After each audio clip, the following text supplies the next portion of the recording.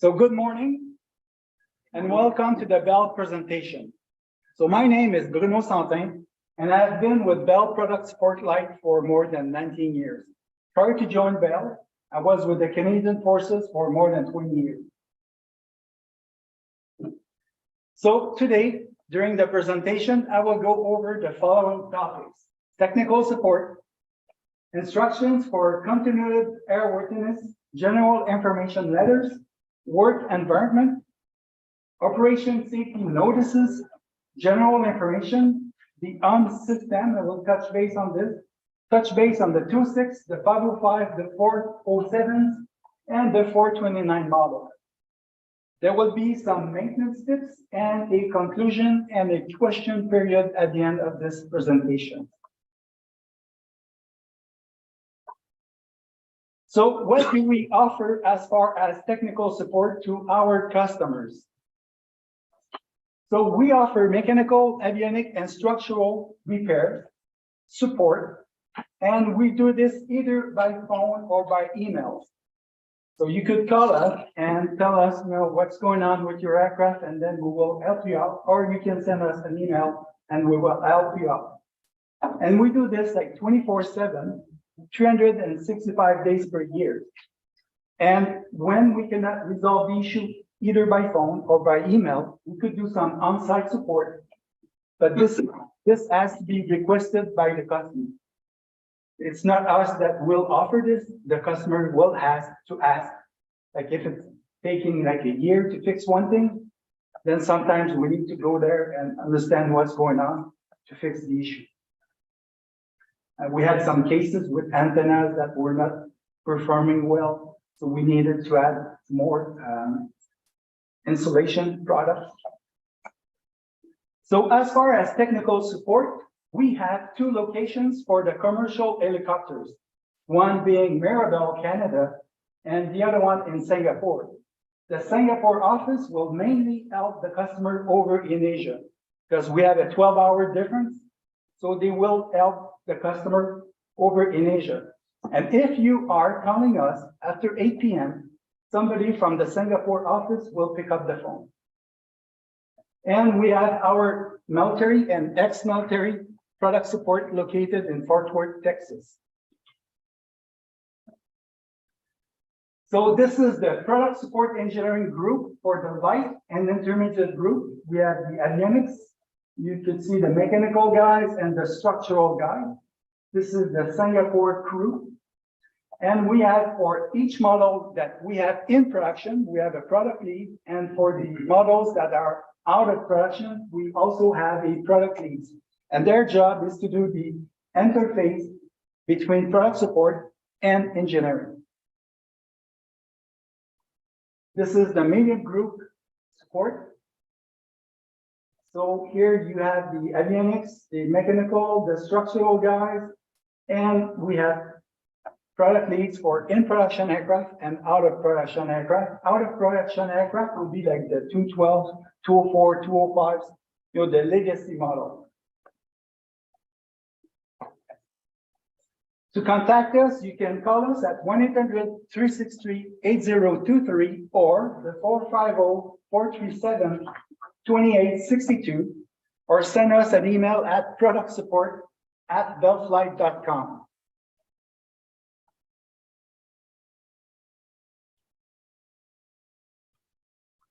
Instructions for continued airworthiness, like your Bell ICAs. So as far as ICAs, you have all of those manuals, the flight manual, the maintenance manual, component repair and overhaul manual, the service directives, and all the other manuals like standard practice manual, the structural repair manual, the corrosion control guide. But today, you also have to consider Bell Marketplace as part of your ICAs. And the reason why I'm saying this is because we released this general information letter.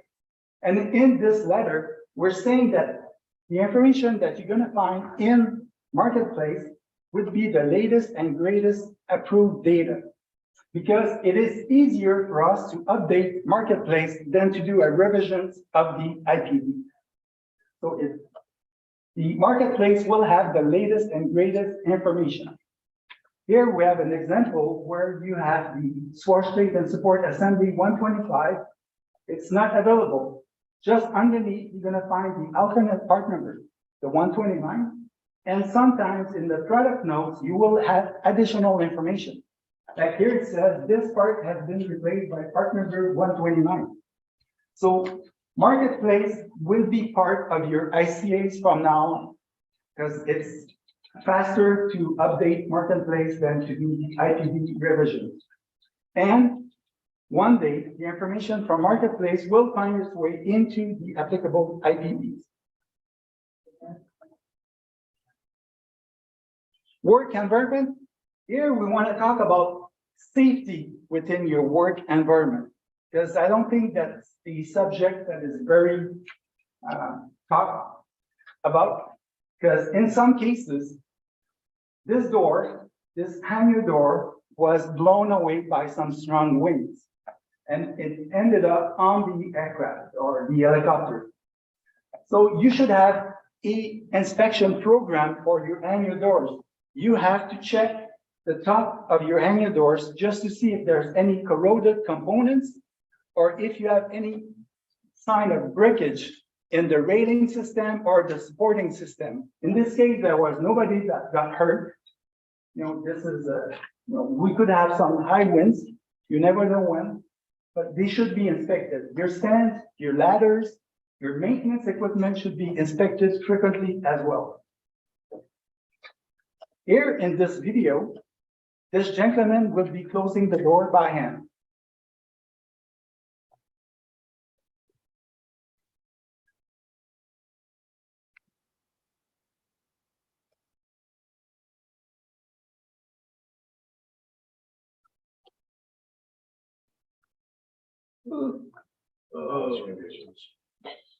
Yeah. So again, he was lucky not to have walked towards the helicopter. He walked away. So hangar doors needs to be inspected. You have to have somebody to look at what's going on top, because you could see, the hangar doors on the bottom, but the top has to be verified frequently.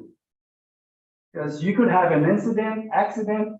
In this case, the helicopter, we had to do some blade sanding for evaluation and some repairs, because the blade in the back was tied to the tail boom. So so just have an inspection program for your hangar doors to limit any incident or accidents. Jacking a helicopter, there could be some safety risk if you are not using the correct jacks. Like what we recommend is a jack with jacking pads. In this case, the customer used some jacking pads in the front, but the one in the back only had wheels. So they went home, and the next day when they came to their hangar, they found the helicopter in this position. So this blade here and this blade here needed to be scrapped. The main rotor needed to be sent for evaluation. And if you have to use one of those jacks with wheels, find a way to secure the wheel. You could put some sandbags. So the sandbags will retain the wheel and the jack won't move during the night. So use the correct size jacks, make sure that they are serviceable. And if you have locking collars, make sure to use the locking collars. Usually the locking collars will be right here. Once you start raising the helicopter, make sure that the locking collar is going to be at this end. It will prevent the jacks from collapsing on you. So there's always safety risk, because if you have to work around the aircraft, you have to go slowly. Because if you have one of the jacks with the wheel, it may go on its own. Hangar protection, we recommend to protect the 4.7 finlets, the 429 vertical stabilizers, your tail rotor blades, and if you have any antennas sticking out, you could protect them with some tape, just to make sure that you may be aware of those surfaces. You may be working around the helicopter and never hit those those surfaces. But you may have somebody coming into your hangar and they're not familiar with walking around the helicopters and they may hurt themselves. So this is like hangar protection for those surfaces. General information letters. So we released this general information letters to talk about the pedostatic fitting, that 90-degree fitting, which had some molding membrane left inside of it. So whenever you get a part from the store or from somebody, inspect the part externally and internally if you can. Like in this case, if you were to install this part, the pedostatic won't work correctly. So check the parts prior to their installation. General information. Who has heard of sustainable aviation fuel? You did, okay. So you know what it is? It's like we take 50% of Jet A or Jet A1 fuel and we blend it with cooking oils or animal fats. And this is the fuel that we are currently using at the Bell Training Academy on all of our trainers' helicopters. We asked our engine manufacturer if they were okay with this, and they said yes, 50%, that's the norm. And this fuel meets this standard here. So far, the only agencies that came up with the document was the FAA. So this is the document that the FAA released on that sustainable aviation fuel. So one day, we should be using more of this fuel because apparently it's less pollutant for the air. So far, FAA, one document, and we're working with the other agencies to get this fuel approved around the world. The systems. So the system is a health and usage monitoring system, and it's installed around the drivetrain system of the helicopters. It is intended to improve the serviceability and maintainability of the helicopter between the maintenance or the regular inspection and the overall periods of the helicopters. So we are currently using two different systems, the Honeywell on the 212, 412, and 429. And we are using the GPMS on the 47 model. To get the data to Bell, from the ground station, the data is going to be sent through Mission Link to Bell for analysis. We have customers that are sending the data every day, some every week, some every month. So they are different from their operations. And GPMS, it's a fully automated system. It will give you whatever you need to know. And if there's high vibrations, it will let you know what's going on, which bearing is starting to fail. So GPMS is a fully functional system. And the other ones, we need to look at the data to help you out. Sir, can I ask you a question or later? No, you're good. Could you, is that installed in every 407? No, it's an STC. Okay. I will go there soon in a few slides. Comes mentoring. So 47, it's an STC, and it's only applicable to GX, GXP, and GXI 47s, not the analog. Doesn't work with the analog. So this is the example of the 47 where you have accelerometers and tachometers placed around the drivetrain system, and they are there to pick up vibration. So this is like a dashboard of that STC, and you could see where those accelerometers and tachometers are placed to pick up some vibrations, like the hangar bearings on the drivetrain system. The main rotor mast also has some accelerometers and tachometers to pick up some vibrations. And if you need to know more about this, you may contact Aeronautical Accessories for more information on that STC here. Or see the GPMS guy in the from all. 429, we also have accelerometers and tachometers placed around the drivetrain system of the 429, and they are there to pick up vibration. 412 EPI, same thing. Accelerometers and tachometers placed around all the drivetrain system, and they are picking up vibration. When you have the UMS capability installed on your aircraft, some of the portable test equipment will not be required. Like if you don't have the system, then you will have to conduct routine vibrations, evaluation of your system. With the UMS, you don't need to do any track and balance. You don't need to do the tail rotor balancing at the 300 hours. You don't need to do the main drive shaft balancing. And with the platform that you use, you may be able to do some main rotor trimming between flights as needed. So this is a comprehensive shaft gear and bearing diagnostic.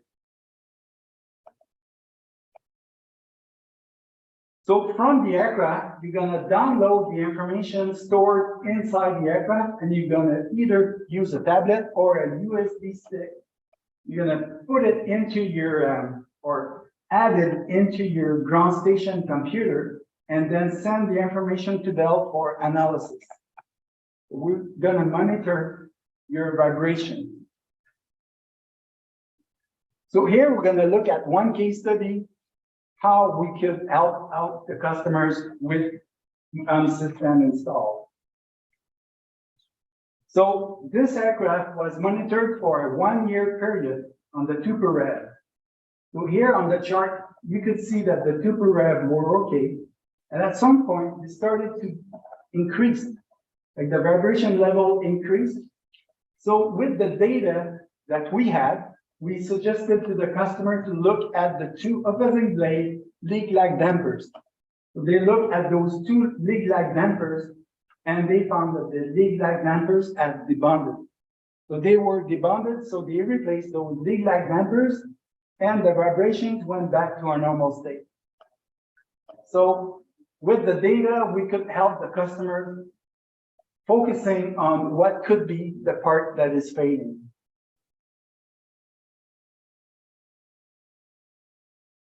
26 series.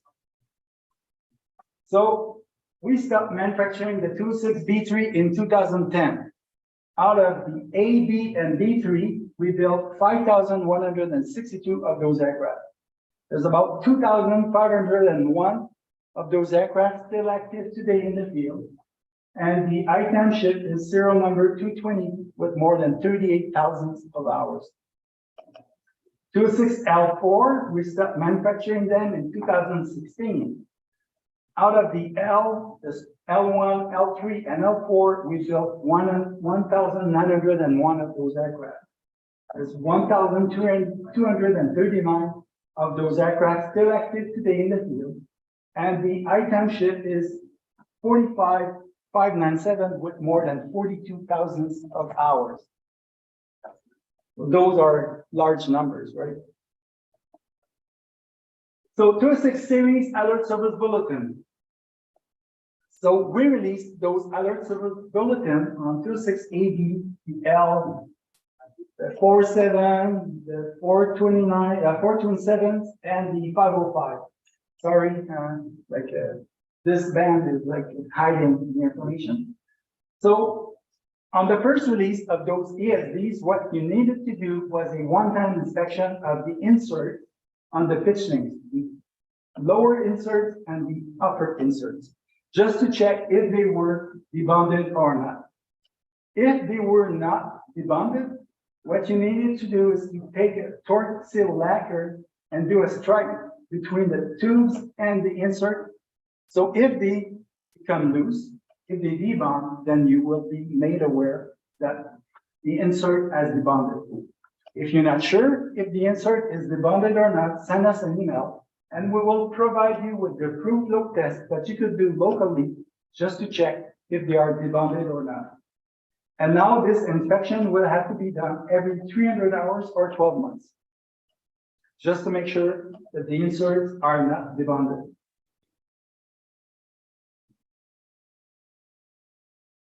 We released this ESB on 26AB, the L model, and the 505. But only a few specific serial number blades are affected. And the reason why we released this ESB is because we changed the formulation of the adhesive primer of the grip plates and the root end doublers on some specific blades.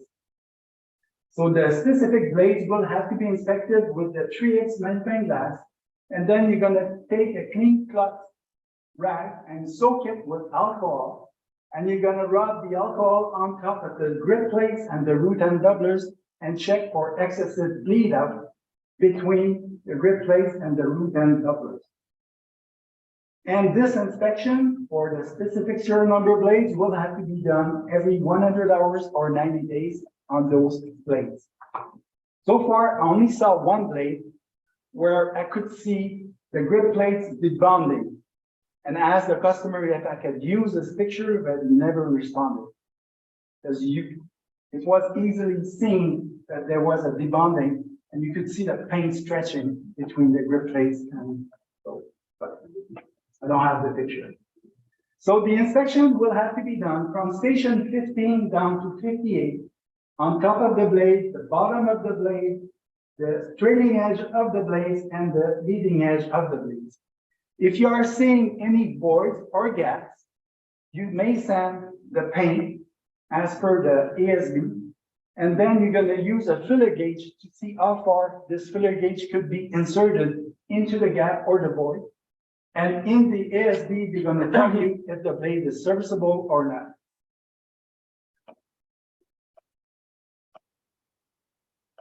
Two 6 information letters. So we released this information letters on 26L series and the 47 model. It's not all the 47 model that do have a throttle cable. The GXI doesn't have a throttle cable. So this is the new part number of that new throttle cable. So the new throttle cable has the plastic membrane on the outside, but when you go into the I radii regions here, it's covered with a metal sleeve.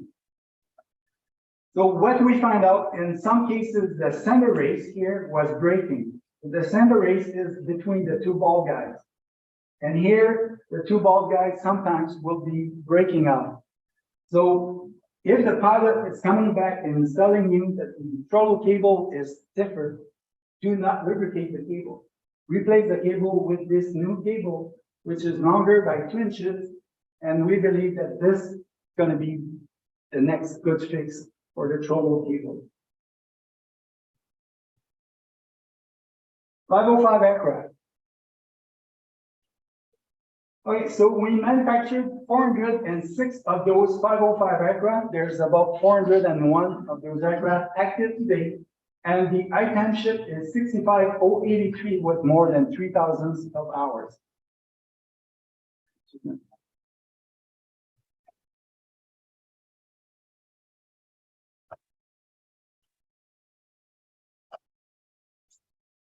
Alert service bulletin on the 505.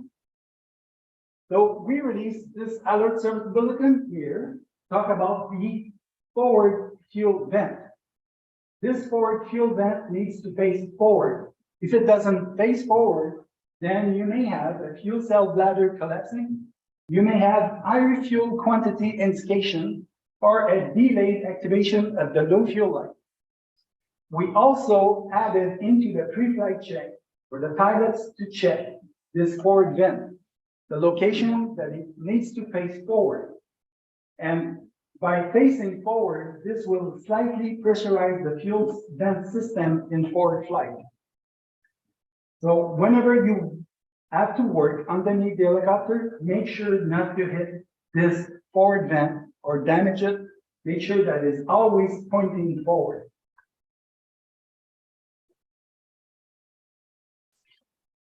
We have to release this ESB because one day, one pilot was able to break the collective stick right here at the bottom of the stick and at the joint of the jack shaft. So we had to came up with a new tube assembly. This is the new part number of the tube. And After the first release of the ASB, the jack shaft needed, or the collective stick needed to be inspected with a 10x magnifying glass to check for cracks in the scallop area.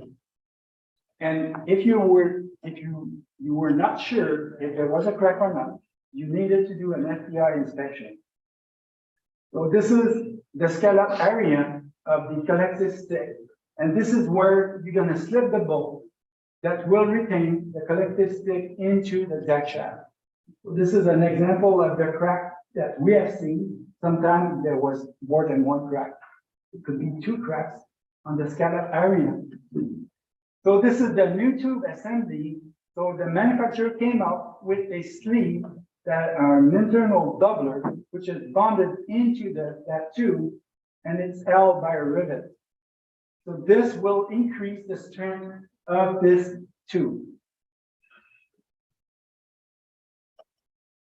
We also needed to reduce the right-hand lateral center of gravity on the 505 because our pilots noticed that sometimes they will run out of left-hand cyclic stick.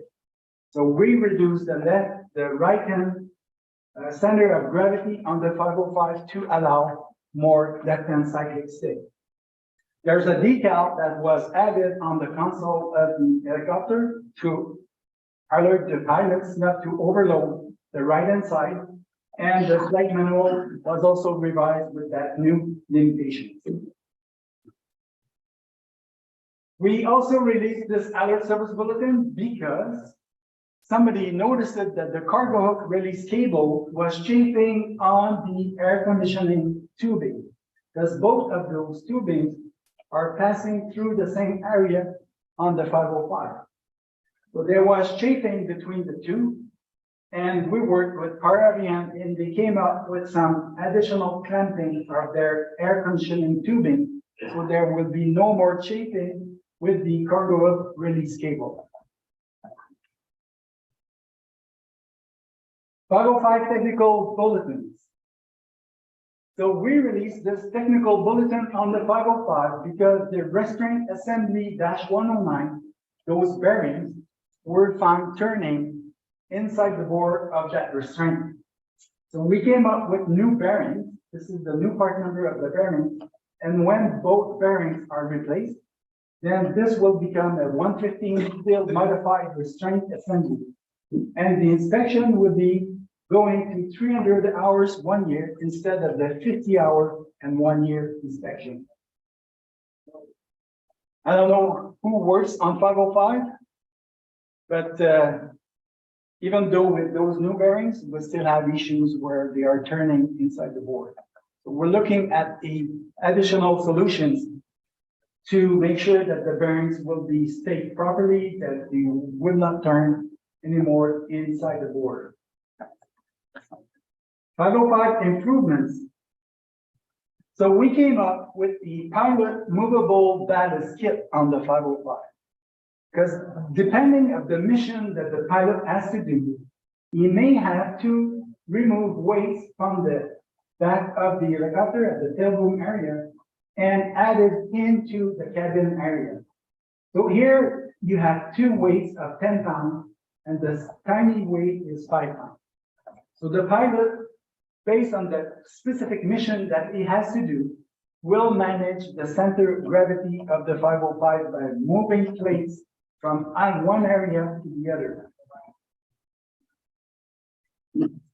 We are currently working on a corrosion control guide for the 505. Once it is ready, it's going to be added to the corrosion control guide as an annex to the corrosion control guide. We already have annexes for the 47, the 412, and the 429, and now it's going to be for the 505. 47 aircraft. So we stopped manufacturing the 47 analog a long time ago. We built 1,154 of those aircraft. There's about 939 of those aircraft active today in the field. And the ITAM ship is 53,190 with more than 27,000 of hours. Then we started building the GX. The GX was the first 47 with the Garmin suites. We built 274 of those aircraft. There's about 261 of those aircraft active today. The ITAM ship is 54336 with more than 6,654 hours. Then we started building the GXP. P stands for power. This helicopter had the new engine, the C-47V/8 engine, and it came out from the factory with no fan over the rotor system. Like here, the GX had the fan on top of the rotor. The GXP, no more fan. So the ITAM ship is 54681 with more than 3,970 hours. Today, we are building the GXI. So far, we built 195 of those aircraft. There's about 183 of the GXI active today. And the ITAM ship is 54828 with more than 1,083 hours. So the GXI has a dual FADEC and it's got a new engine, the C-47E/4 engine. Okay.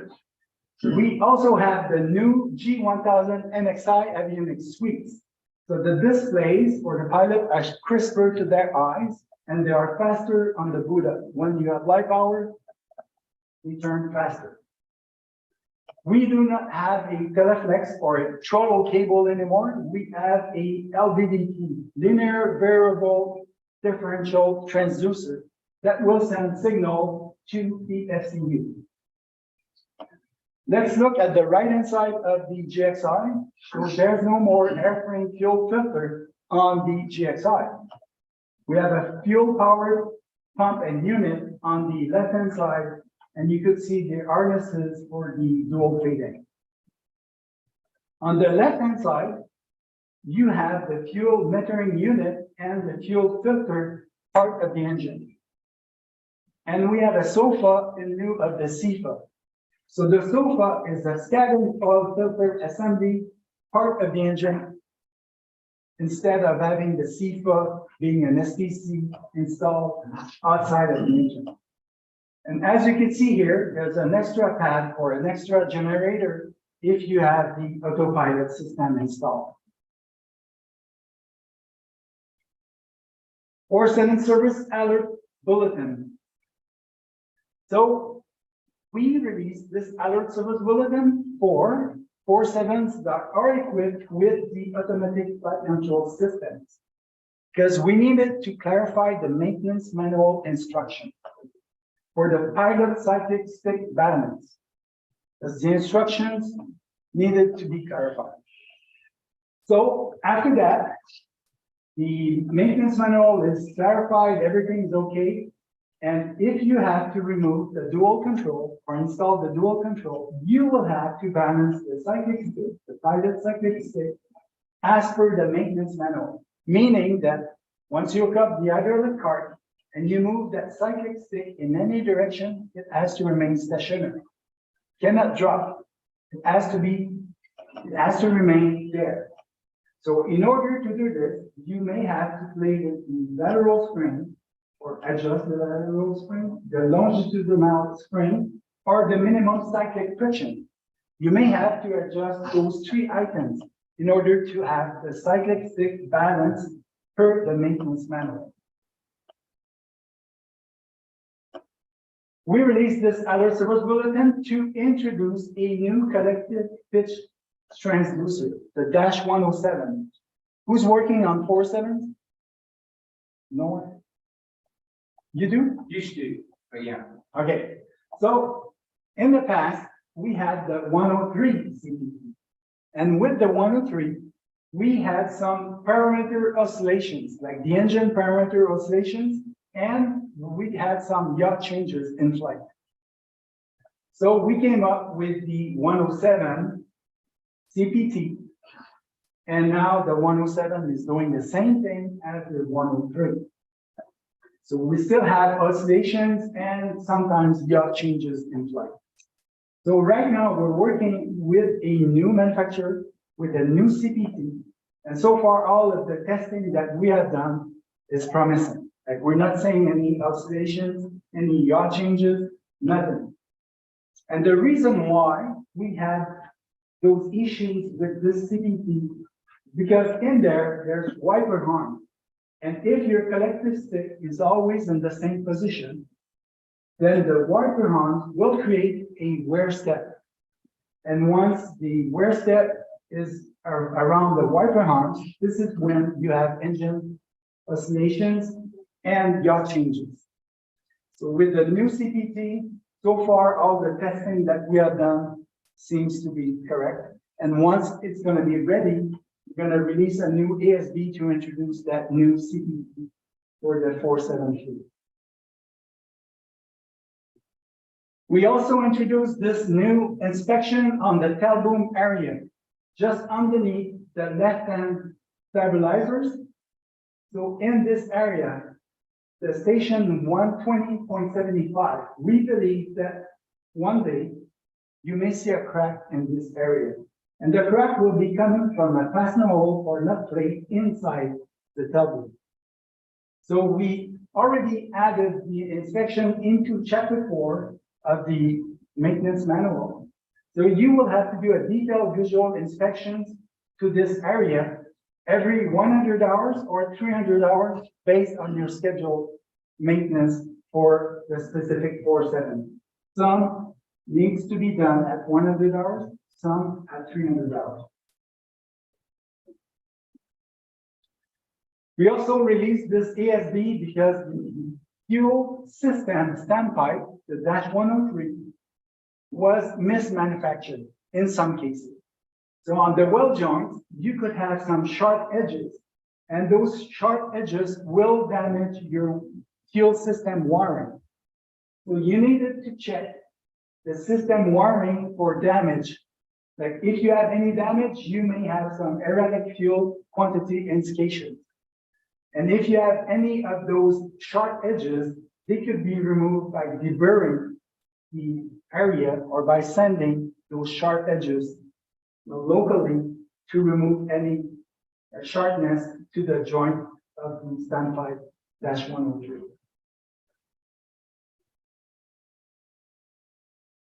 Four-seven operation safety notices. So here we release this OSN on the 4-7, but for 4-7 that do not have the automatic flight control system assembly. So if you don't have the automatic control system, the maintenance manual instructions didn't need to be clarified. They were okay. So if you have to remove the dual control and install the dual control, you will have to do the same thing as I talked earlier, where the cyclic stick, the pilot cyclic stick, needs to be stationary if you move it in any direction. Again, you may have to play with or adjust the lateral spring, the longitudinal spring, or the minimum friction, or those three items to achieve the new or cyclic stick balance. We also released those OSN on 26AB, the L model, the 505, the 47 model, because Rolls-Royce did an investigation and they find out that in some cases, the rigid line or the B nuts around the engine were not clamped properly, torqued properly per their maintenance manual. They saw some chafing, they saw some bent lines, they saw some broken lines. So if you have any of those conditions on your engine, this may lead to an engine failure. So take a look at those CSL letters. If you have the AB, the L, or the 47 in your fleet, make sure that all the tubing, the B nuts are torqued per Rolls-Royce maintenance manual.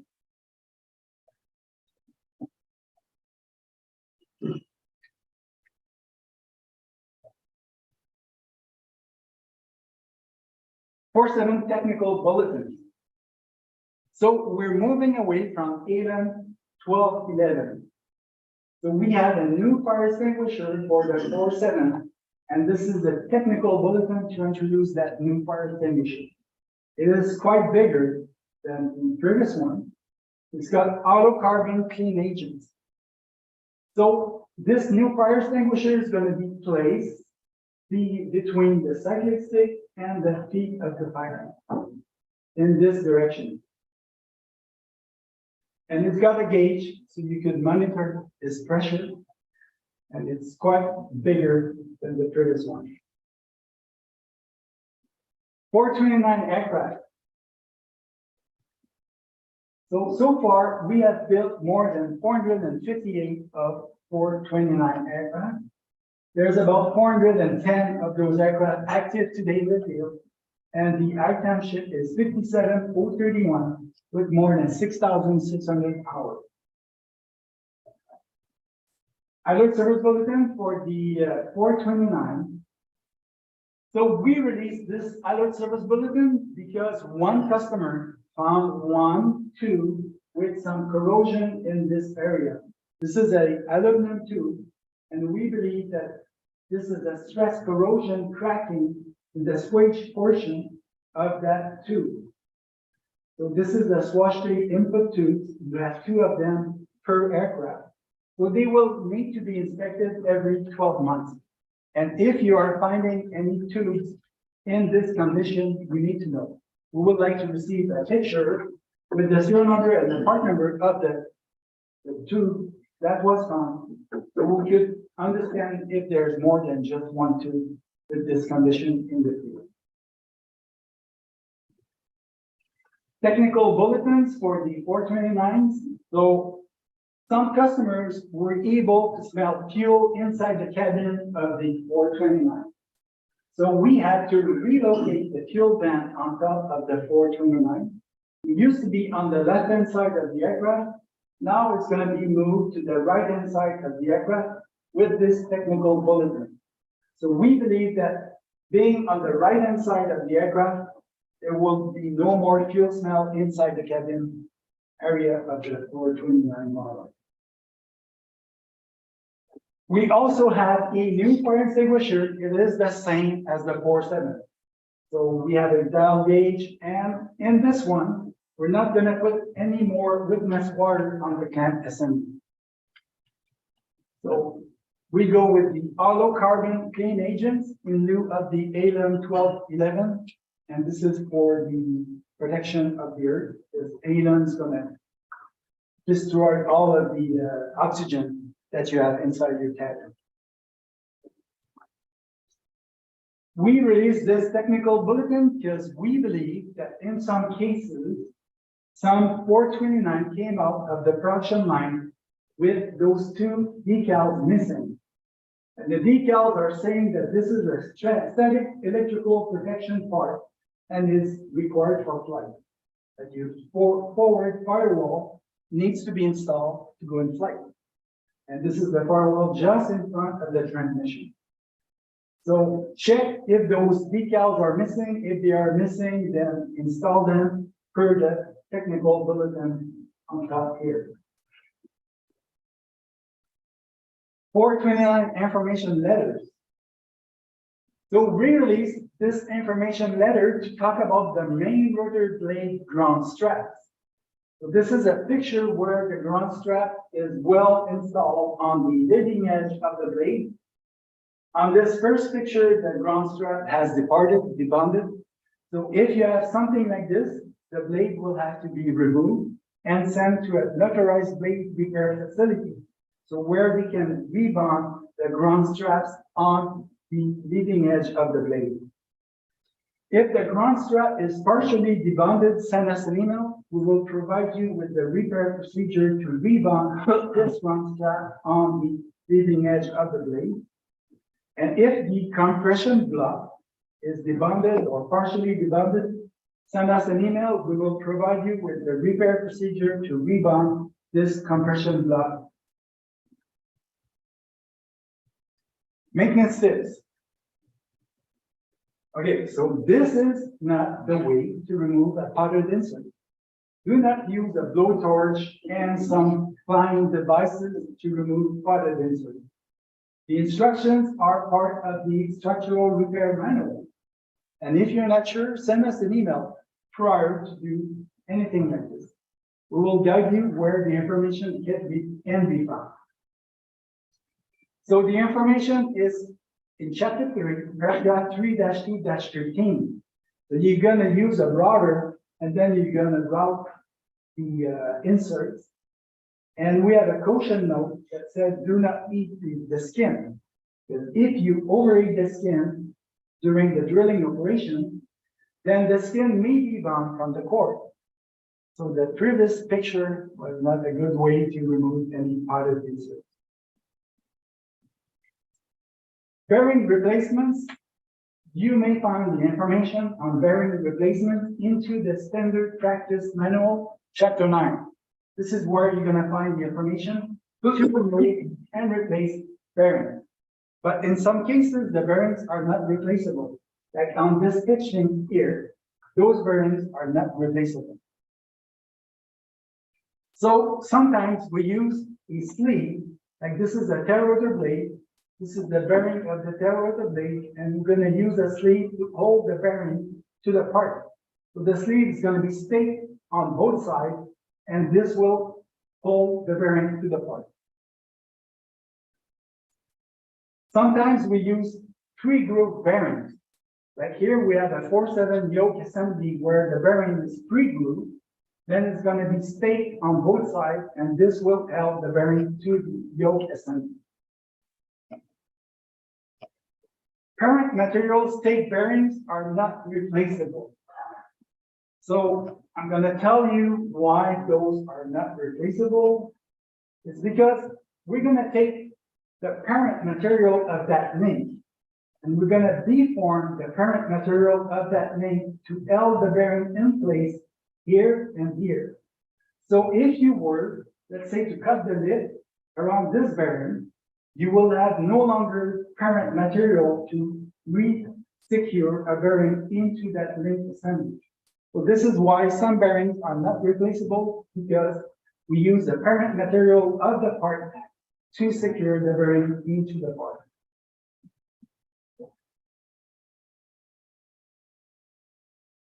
Conclusion. So whenever you are sending us an email, we need to know the model, the serial number of your aircraft, your company that you work with, your full name, the urgency of your email. We need to know if it's like AOG, urgent, a detailed description, part number, serial number, and if you have any damages, we need to know the depth, the size of the damage. We need to have some zoom in pictures, but also some zoom out pictures. So we could have a bigger picture of what's going on. You can send us videos as well. And whenever you are sending an email to bellproductsupport@bellflag.com, you will receive an acknowledgement email with a case number and the reference ID number. Whenever you are communicating to us on that specific subject, the reference ID number has to be part of your email. So it will go into the case number, the correct case number. And whenever possible, send us videos of what's going on. So we could share the information with quality insurance, engineering, and other customers during maintenance conferences. But this is very useful to promote or to tell other customers what we are seeing or other customers are seeing in the field. And this is like a 115 FM variant rotating inside the restraint assembly. So we're working on a fix to make sure that those bearings won't be turning inside the board, because they may damage the board and your restraint assembly could not be used anymore. Do you have any questions? Yes. So all this information is to track through my belt. If you need, the serial number, yes. my belt program. All this information is it? If you want a copy of the information, just leave me your name, I have your badge or your card, and I will send you a PDF copy of the presentation. I can do this. And is there a way to have a relation? I'm an auditor. Yeah. I'm not maintainer. Does Bell have a relationship with auditors of being in the MyBell program or having access to? No. Because all my operators use 407s, Long Rangers, 429s. No, we don't have a program that will give you all of the ASBs that are applicable to one aircraft or the other aircraft. You will have to research this on your own. Like, we don't have a system where you could find the information And then easily. when I go in and do an audit, I can see Yeah. that they're doing what they're supposed to be doing. But So- this should follow, like each ESB, like, I know it's like the United States sometimes, customer won't do ESBs. But we understand we're promoting that the customer will do the ESBs. Don't wait for a need to came up, because sometimes you will have some warranty credits. You will have free parts. So they should, either order the parts, do not do the ESB, but have the parts on hand. But they should do the ESB. This is what we feel. Don't wait for an AD to come in and then do the ESB. But we don't have a system where you could find all of the specific ESBs or TBs for each specific serial number. We don't have that. Sorry. Answer? Okay, second question? You just answered it. First was, could I get access to my Bell? Like, could I pay for it to be in Pay my for Bell it? system? Yeah, this is something that you could have access. Only have to pay once a year. And Even though I don't have a helicopter, you could, I'll talk to you. and the people that are right here in Portland, and they can help you out. Trade me. And I have your card, so I'm Oh, we'll going to talk. send you the information. Other questions? Cool, well, thanks very much.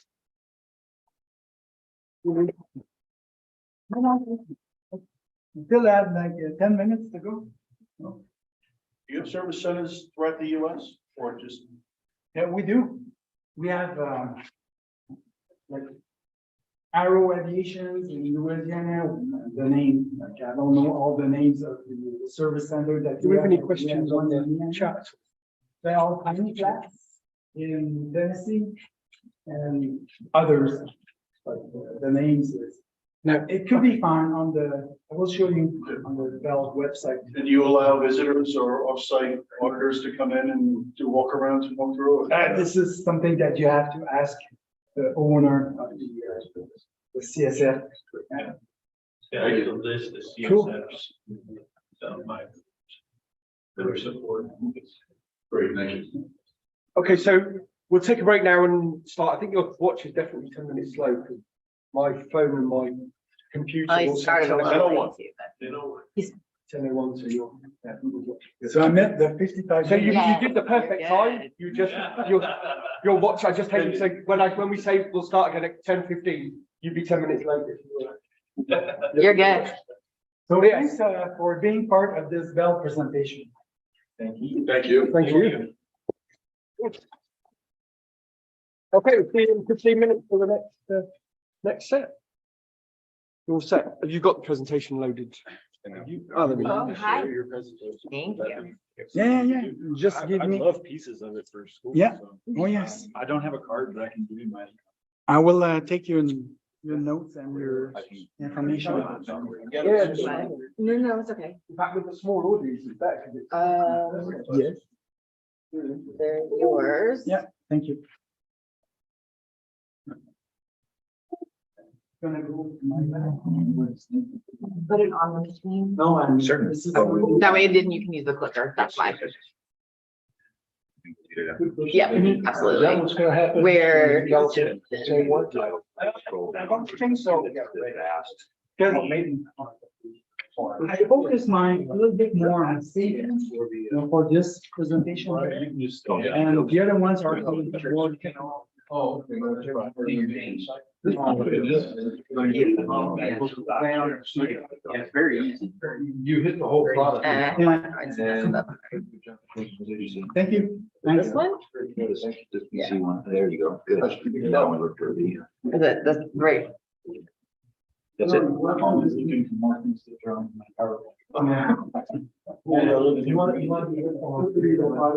let me dump that on the computer really There quick. you go.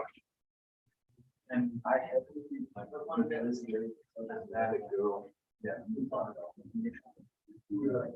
Frank is. I got it. So, I don't have a.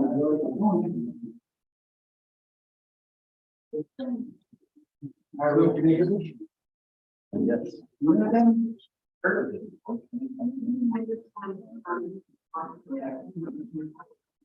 Oh. Yeah.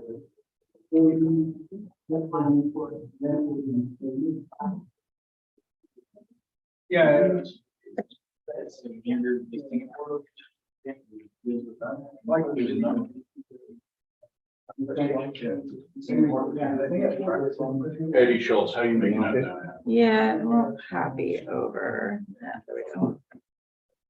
I There we go. was so, I'm sorry, I know you, I'm in Texas and I heard my place. Still like.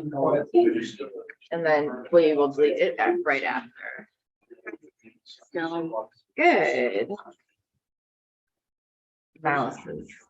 Killing me. Let me see if I can get you a old fashioned. I don't have another Oh, you don't have another word. USB drive. It's fine, it's fine. Yeah, Well, you will. Flash drive out. Well, yeah, but this is not a flash drive, it's the flicker.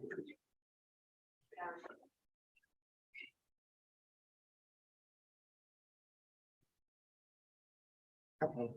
What? I'm so glad you guys are here. I try to get an hour early. It's fine. There's always something. Yeah, always. Okay. There. No.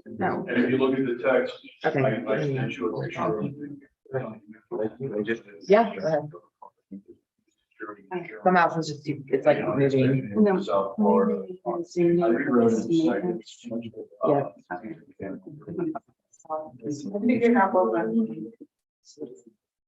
Down there, but the mouse is like crazy, yeah. Just Yeah, go ahead. Yeah, it's 3 sessions running, so I'm moderating. Just copy. We've got each of the helicopters manufactured. There you go. so I get it. See it.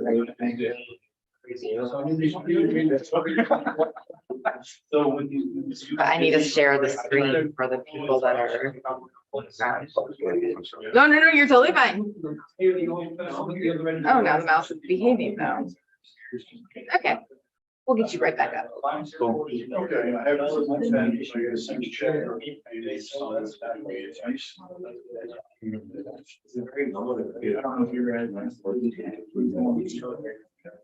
There's, I'm supposed to read that card.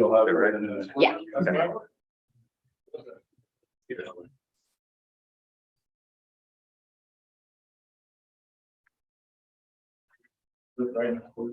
Yeah. I usually work very much. Be right back. Wow, Schweizer, Bell, the QR code, you know, wait. But wait, I want to. Like I said, I want to. Oh, they grab it before you have it. Thank you for. Yeah, both of them. Yeah, I get that. Nice meeting you. Okay, it's the FAA, but. I'm gonna send you a copy of it. And then I'm gonna do it. Okay. I'm not making. My company. Yeah, this is him. Oh, I see. Uses like 20. Let me just stop. All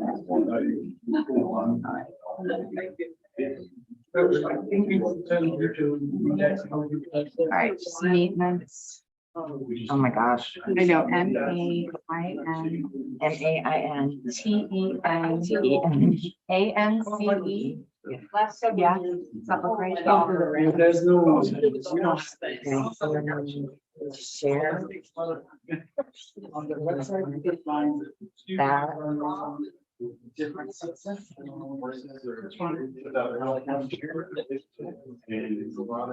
what do I have to do? Get the mouse to work again? This is yours, right? This is yours, right? Okay, so yeah, just go to. Presentation. All right, and then if you click in there. There, and now. Hopefully, it's this week. All right, now see, there we go. There you go. So you have to like. Is there a activate the With, window. with video?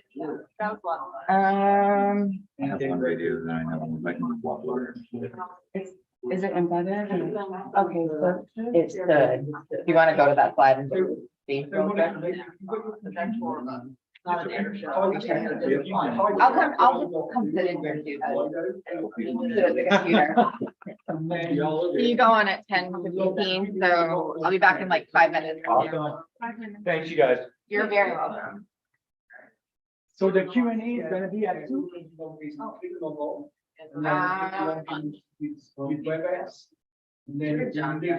But it was clear sound.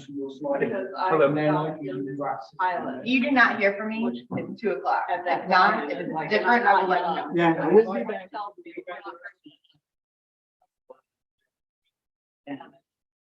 No, I was. I would like to see more of the presentation. Well, hello, your name is? Now I should be able to. Were you in the museum this year? Well, then there's. So you are back. So what you can do. Manage it down slide.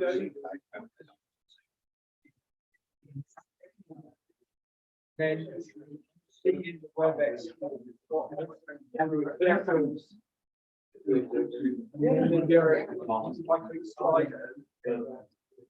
We're just there. Yeah, they require. Yeah. Yeah, no problem. Have a good day. Good presentation. Right, so I don't No, this is like a private presentation. Oh, this is not bad. I wouldn't have all of them. Okay, we're gonna do it. Yeah, the big room. Yeah, My dad had a. I'm sure. Yeah, I didn't know that. I know, didn't they also go to the bowling? Yeah. Yeah. Sure. I think they around. Then that's the only weather and some pictures. Yeah. Coming back out in December. Take a while, I'm not surprised. Yeah.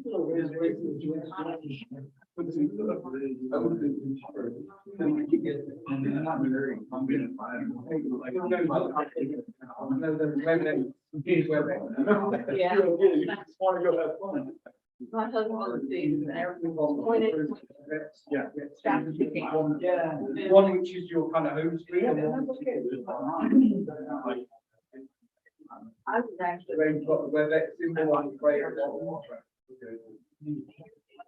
I just, wow, I was looking at it, yeah. And. That's right. Yeah, I appreciate it. Maybe I share my screen and you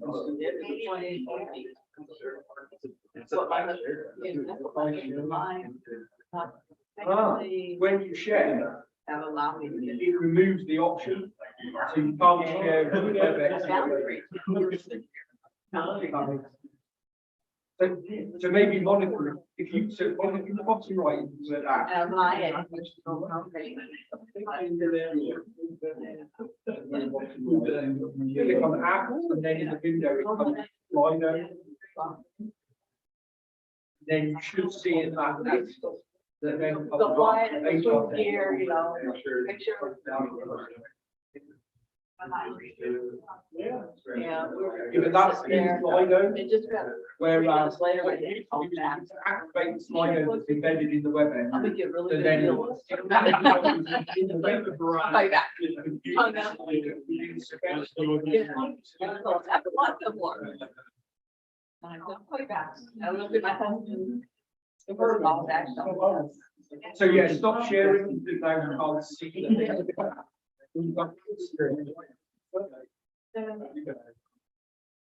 Been up in the plane. And then slide over, and then you should see that H position. You said it's done.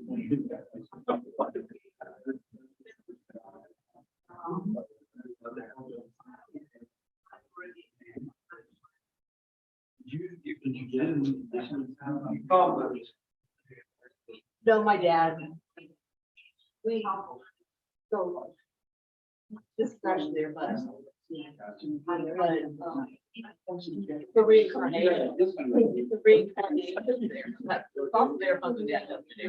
So he rebuilt that. And when I fell over the money.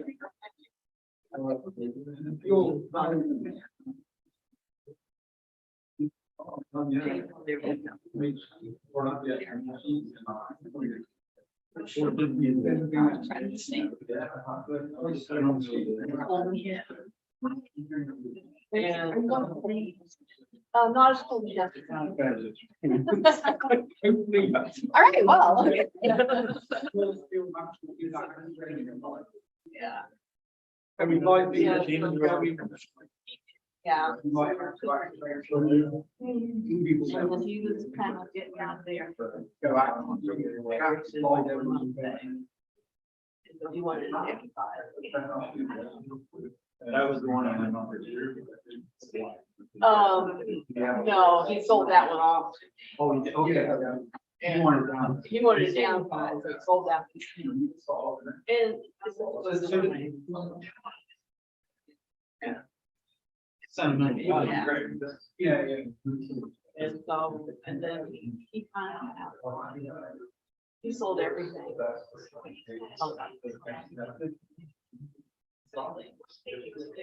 All parts and all there. In the web, We all, he did almost, yeah, and he sold it for you. He's like that. You don't need it anymore, I'm done. Yeah. The money.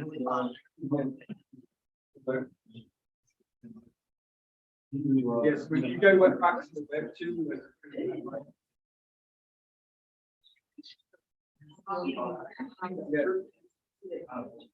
Yeah.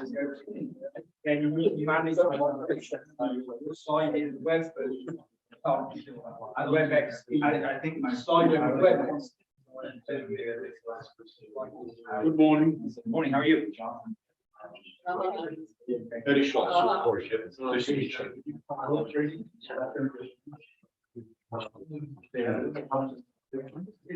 Yeah. Yeah, so if you've got. And you can, there are multiple in the room actually. So you can share one screen while managing. Yes, sir. I cramp a little. So you can manage it all.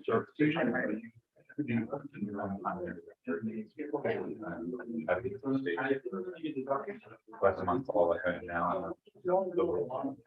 Okay. We use Montclair, public security. Yeah, so. I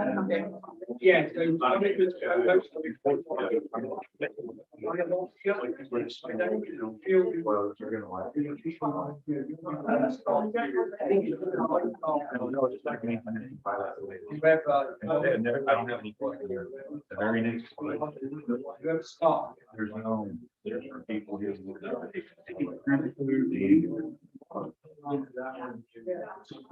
don't have, we just buy the trip and. Do you have?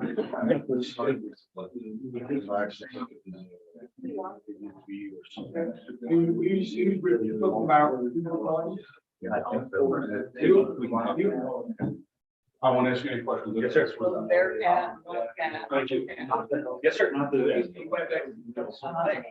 I'm gonna.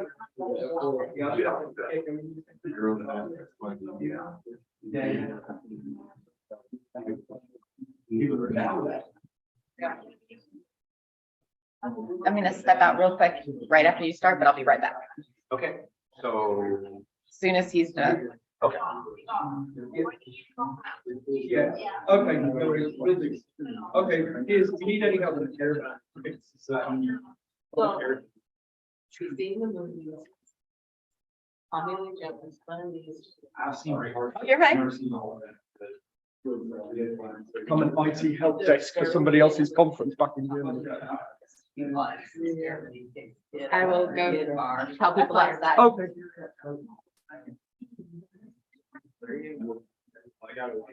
And then when the kids are. There's not enough. They go. Okay, we're ready. Okay, everybody, welcome back. Thanks for coming back. Great to have an audience again. I think we've still got 4 people on the online, so thanks very much.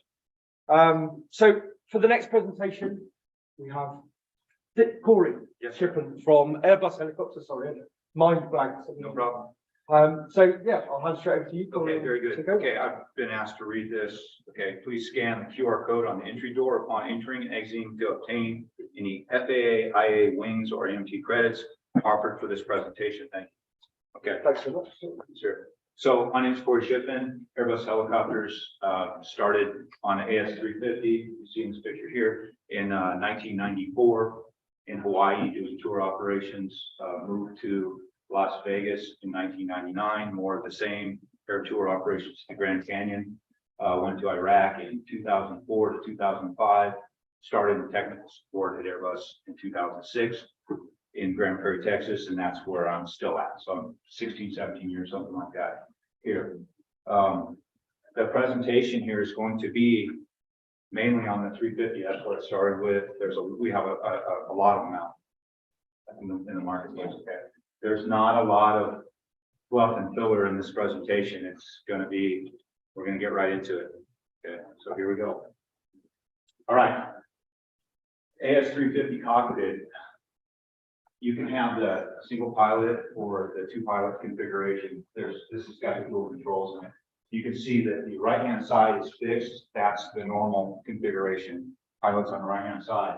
Again, we have the dual controls here. You can see the cyclic here, and it just snaps in and out. It's got a quick pin and a connector for the electrical for communications and whatnot. There's also the collective removes, it's put in and out along with the pedals, and then you put snap covers in the floor, and there's a plastic cover that goes over the little standpipes for the pedals normally. Okay, so we're going to see an issue here. Okay, look at the cyclic sticks and see how they're installed. This is pretty routine. That's pretty normal. And so here's our picture again that we were just looking at. Okay, that's how it should look.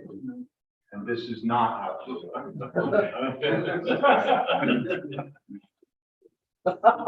Seems very funny, except I will tell you this aircraft took off. It didn't make it very long or very far. Fortunately, there was not an accident. However, when the pilot took off, obviously it pushed forward cyclic and the pistol grip hit the instrument panel. Right? Okay. I will tell you, I mean, obviously it should never happen, but not should it just not happen. It shouldn't be physically possible to happen.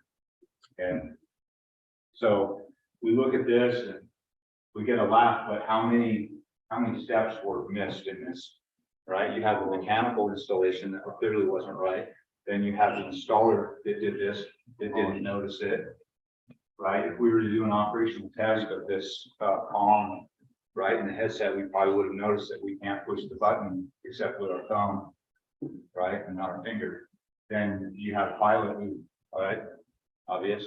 You got in the aircraft and tried to move the controls on pre-flight, and maybe you might have noticed that as well, right? So there were some steps that were missed. Okay, so let's take a look at it.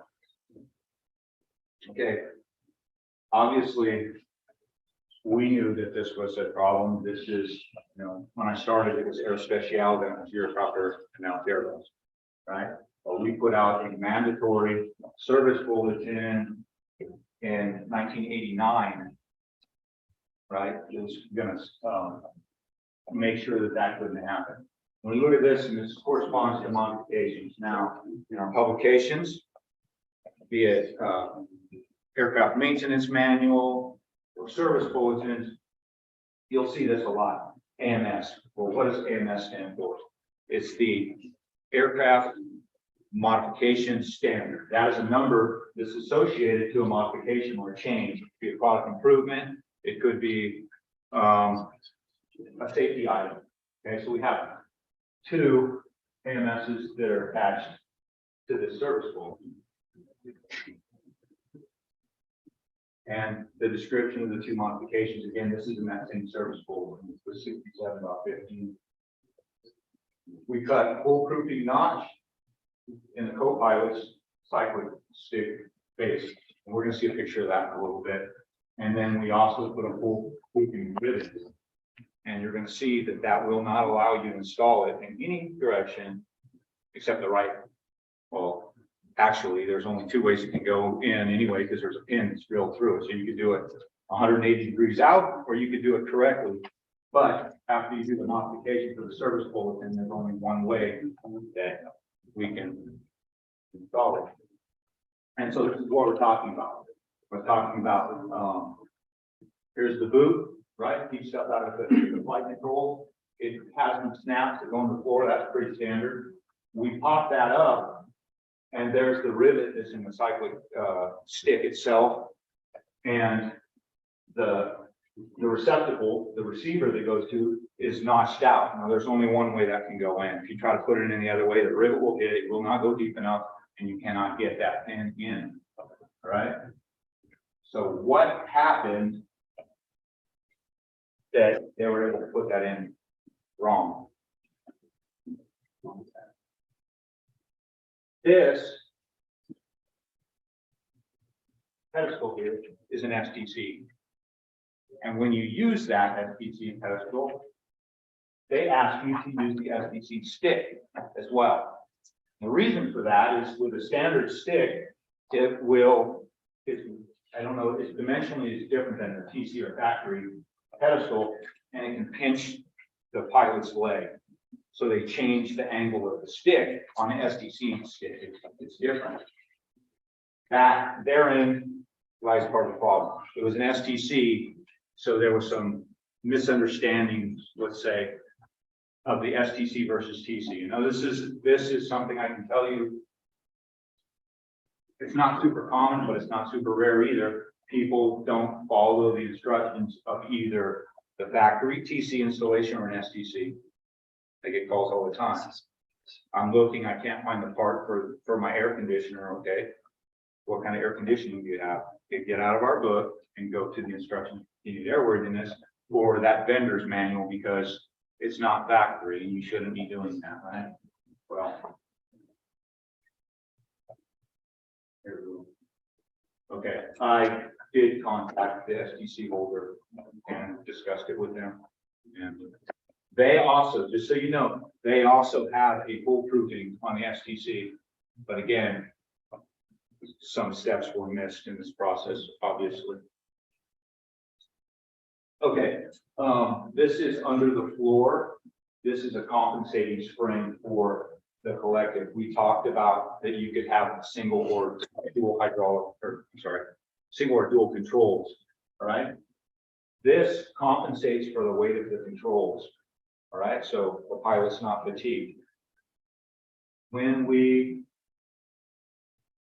adjust that spring, we're going to adjust it for the collective.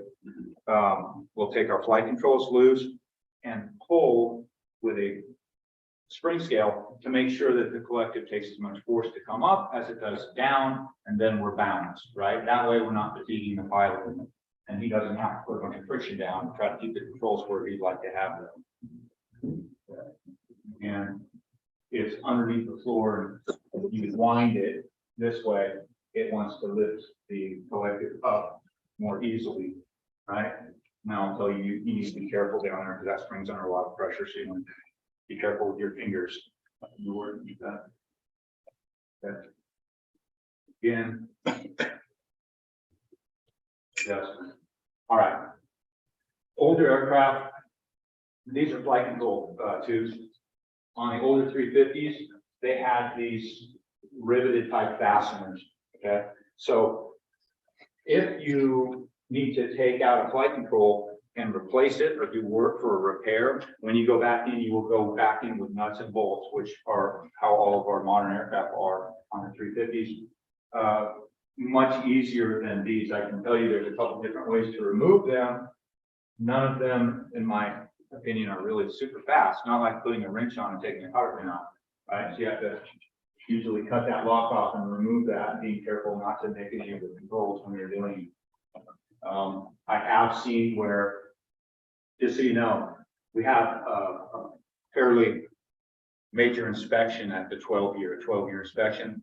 We call it the 144 months, which is 12 years, and all the flight controls have to come out of the aircraft. I have seen where someone sent me a picture and said, "Hey, Corey, look, here's what do you think of this aircraft?" I said, "Did it have a 12-year?" He said, "Yes." And I see these blue fasteners. I said, "Well, it didn't have a real one because all the flight controls are supposed to come out." Right? So again, you take those out, you put nuts and bolts in. So this is actually from a document that I made. So, right, I'm in technical support. So sometimes I get calls that are funny and sometimes I get calls that aren't funny. This one, right, sometimes we get real busy. I was very busy when I got this phone call and this customer said, "Corey, we're doing a 12-year. I said, "Great, how can I help you?" "Well, we took all the flight controls out." "Outstanding, that's what you're supposed to do." "Did you mark them all?" "Yes, we did, with a crayon, a piece of paper, and they all got wet. So I just need you to tell me how to identify all of the flight controls. And if you could do that next couple hours, that'd be awesome. We're really in a hurry to get this aircraft done." I took it to the phone. Okay, so those are the part numbers of flight controls, where they go on the aircraft, and their length, so that you can identify where they are. So that wasn't very fun, but now I have this kind of cool document if anybody ever gets confused about where they go. But anyway, that's it. Moral of the story, I guess, I don't know, when we did it in Hawaii, we used little pieces of scrap aluminum with holes drilled in it and safety wire, and we scribed the number on them, not the part number, but actually, you can take a picture too, but anywhere that they connect, 1 and 1, 2 and 2, 3 and 3, it's a safer way so that we don't have this. But anyway. Okay, again, more of the old style fasteners. And you got to realize some of these are not in the most accessible location. They're not, you don't have a lot of stroking working with a lot of this stuff. Now, these are the newer, modern, obviously easier to get to, pull the cotter pin, pull the bolt out, and go. White heat shrink there, that's an indicator that we're not going to mess with it. It's got white heat shrink on it, and we need to do something. We're going to repair it. I'm going to replace the tube. We're not going to cut that off and try to change a bearing or anything like that. That's what it's telling us. It's a fixed length. And not only is it fixed length, it could be a fixed angle as well on the two sides. Okay. I don't know how easy it is to tell, but this control tube is bent right here. And I worked for an operator, won't say the name, doesn't matter. But when I would work on it, if I had anything disconnected, I put a red tag on the cyclic that said aircraft grounded, do not fly. And the owner would go berserk because it was a very nice helicopter and you like to show it off to customers, right?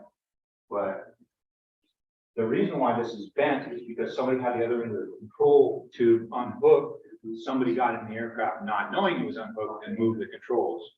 Well, the end of it was at a radical angle, so it didn't take very much force at all to bend it right there. So obviously that's scrap.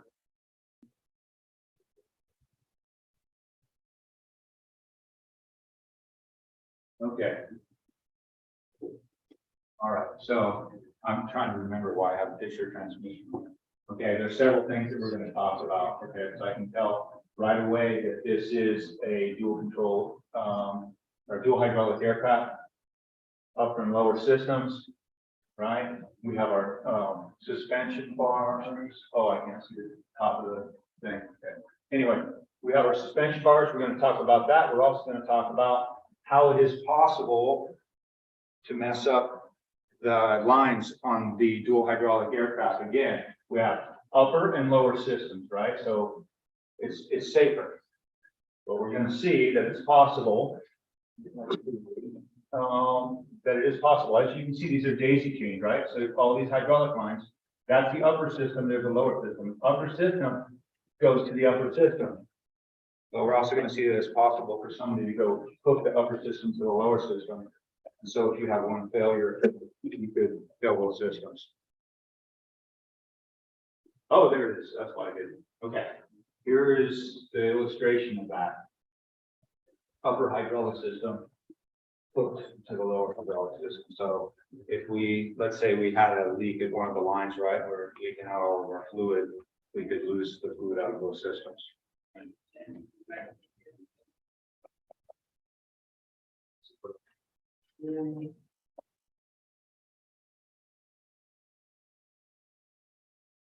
Okay.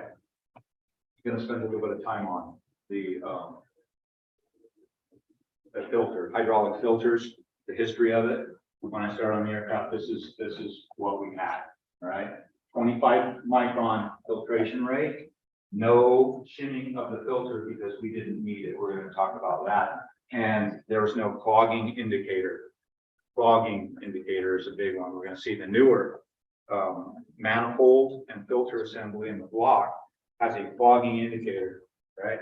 Notice I don't say bypass indicator or impending bypass indicator because sometimes people latch onto that, and whenever the little red thing pops out, they want to say, oh, that's my bypass indicator. The new one has no bypass. And I had a pilot come up to me one time who'd been off-site for a while, and I looked at it and I said, hey, your clogging indicator is popped out. And he said, yes, my bypass indicator, I've been resetting that every day. I said, well, you might want to stop doing that because at a certain point, you just won't have hydraulics anymore because it's not bypassing, it's clogging. See, so again, this is the old one that just screwed up in them, safety wire. And here is the current modern style. You can't see it because this is how we want it. It's up in there, but it's red in color and you can't miss it. And it's actually held in by a magnet. That's all that's holding it together. When you put it together, that magnet puts it together. And we're going to see that what makes it extend, protrude, is a differential pressure between one side of the filter and the other. If it begins to clog to a certain point, one side of the pressure is greater than the other by a certain delta, and it pops. That's not to say that the indicator cannot go bad and start popping all the time, but that's not typical. What typically happens is the filter clogs. But why does it clog? Remember, it was 25 microns before, now it's 3. 3 microns is very, very small, right? I wear glasses, I can't see that small. That's a joke. 3 microns is very, very small. Okay, and here we go.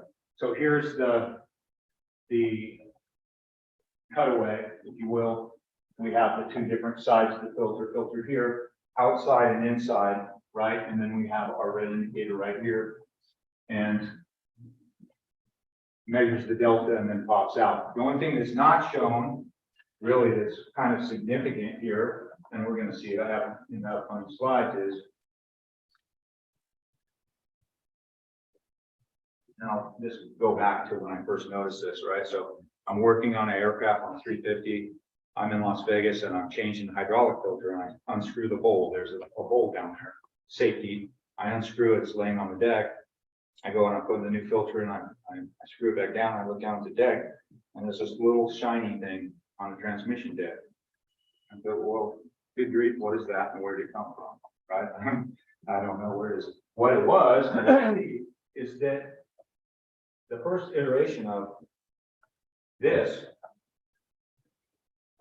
that was it. There's no shim down here. This is the bowl. That was it. And we're gonna see, we came up with some more AMSs, some more of those modifications. Because we had this indicator was popping when it didn't need to be popping, okay? So the shim goes down in this bowl and it holds that filter up into place, all right? I've had some operators that were new to our aircraft get it and start getting really upset and complaining a little bit because that's not true. They complained a lot that their hydraulic filter fogging indicator was popping out. Well, after some training, we corrected that because training was what needed to happen in that instance. The shims go down here in the bottom of that bowl to hold the filter into place. You can imagine, right? We're looking, this indicator is looking for a delta, it's looking for a different pressure. If you didn't have shim, and let's say you have a pretty good gap right here, and this filter were to pop down rapidly, what do you think would happen to the pressure or the volume of this outside of the filter? It's going to change quite a bit. It's not looking for that much change, but if this thing slams down, of course, you're going to have a differential pressure and the indicator pops.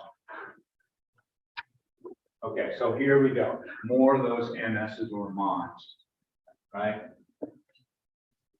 And the first one, we changed it. That was the change from the old 25 micron to the 3 micron filter. And then we had a couple of different changes. Okay, this is the first one I was talking about, the one that didn't have the shim in it. And this is the one I got that surprised me because I didn't know, you know. And it put a restrictor one down the line to keep that indicator from popping. And then it also put peel shims underneath between the bowl and the filter element. And we're going to look at that too. The peel shims, we use lots of peel shims on the helicopter, right, to adjust things. That is also important. If a person thinks, okay, I'm just, the shims were cool last time, so I'll just put in the filter in there and I'll just reuse this. Well, that's fine if the filter is exactly the same, and if the guy before you did it perfectly and all of that worked out well, it's not. I'll tell you that the filters, I don't know how much they cost, but I'm sure that they're not cheap, right? And but doing the job is also not something that you want to do, right? Like on a regular. Also, we're going to talk about that. Out of the can, a lot of times, the hydraulic fluid might be 10 microns. Now you have a 3 micron filter. So you put that filter, that fluid in there, and that filter starts cleaning it finer than it was out of the can, right? So we popped the clogging indicator, and then what we just started all over again. Okay, and so here's kind of way, this is from the component maintenance manual. We're not familiar with that. Vendor items on our helicopters. And that's actually in the component maintenance manual, right? In the index, they'll have a LOVM, that's the list of vendor manuals. Those are all the vendor items like this hydraulic manifold that we don't necessarily make. It's a vendor, right? Same thing with floats, same thing with master electrical box, same thing with that pistol grip. Remember the second slide where the pistol grip was hitting the instrument panel? That grip itself has its own component maintenance manual for all the switches, tells you how to change it, gives you all the part numbers, all that good stuff. Same thing here, right? So here's the clogging indicator, 145 alpha. Here's the bowl, O-ring, and there's that shim pack, right? That peelable shim. So pretty sure in the slides coming up that we're going to talk about it. Well, what you would do when you put a new filter in, you'd put a fresh shim pack in there, right? It's thick. You put it down in the bowl, you put the filter up into the manifold, and then you're going to start screwing this in. Okay, you don't have to have the O-ring in there when you first do it because you need to fight the tension of the O-ring. Just thread that up in there, and no surprise with the shim in there, this surface is not going to touch the surface of the manifold because you've got those shims in there holding it away. Now you would take your measurement of what that gap is, and the manual is going to tell you we want 0 to real close to 2000s, and that's it. 0 to 2000 gap is what you're going to have there. So you do your math, peel the shims apart, make sure you got the right thickness. put that in the bottom of the bowl. Now you can put your O-ring in there, screw it down, hand tight, and safety wire it. And those are pictures of the items, right? So again, there's the peelable shim, drops down in the float bowl, and that's how you want it, no O-ring in there while you're getting your measurement is what I would suggest.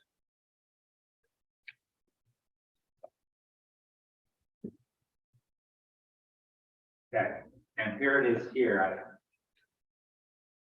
taken and tried to add a little red color there to show you where the shim goes. Okay, holding that filter up in place. And there is the gap that you're looking for. And with a new shim pack, it's about a millimeter or real close to 40 thousandths right there. And each one of them is just shy of 2,000ths of an inch. Okay, so what do they tell us here?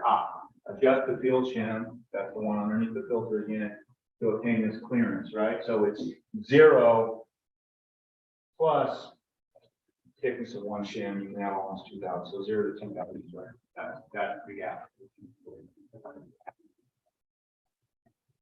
Okay, so this is kind of cool.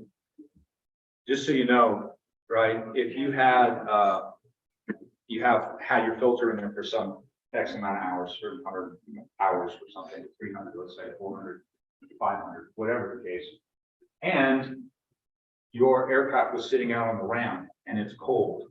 Well, whenever it's cold, fluids get thicker, right? Thicker fluid is going to want to pop that filter a lot easier than if it was warm. All right, in the old days, which was not that long ago, so we just changed the manual. If that thing was popped, you're changing filter. That's it. You're changing the filter, right? Well, imagine if you didn't do it right. You're going to be changing filters a lot, and so that's what happened. But also, if the fluid's cold and it's thick, and that would happen sometimes. Now the manual says, does it say, if it's extended, go to 0550-006-15, which is here, and it says if it's the first time pre-volume indicators pop in the extended position, perform a ground run for the flight manual. So you get to do a ground run after you reset it. You do a ground run, and then if it's extended, apply paragraph F, and paragraph F is replace it. So at least you get one time to do it if it was popped.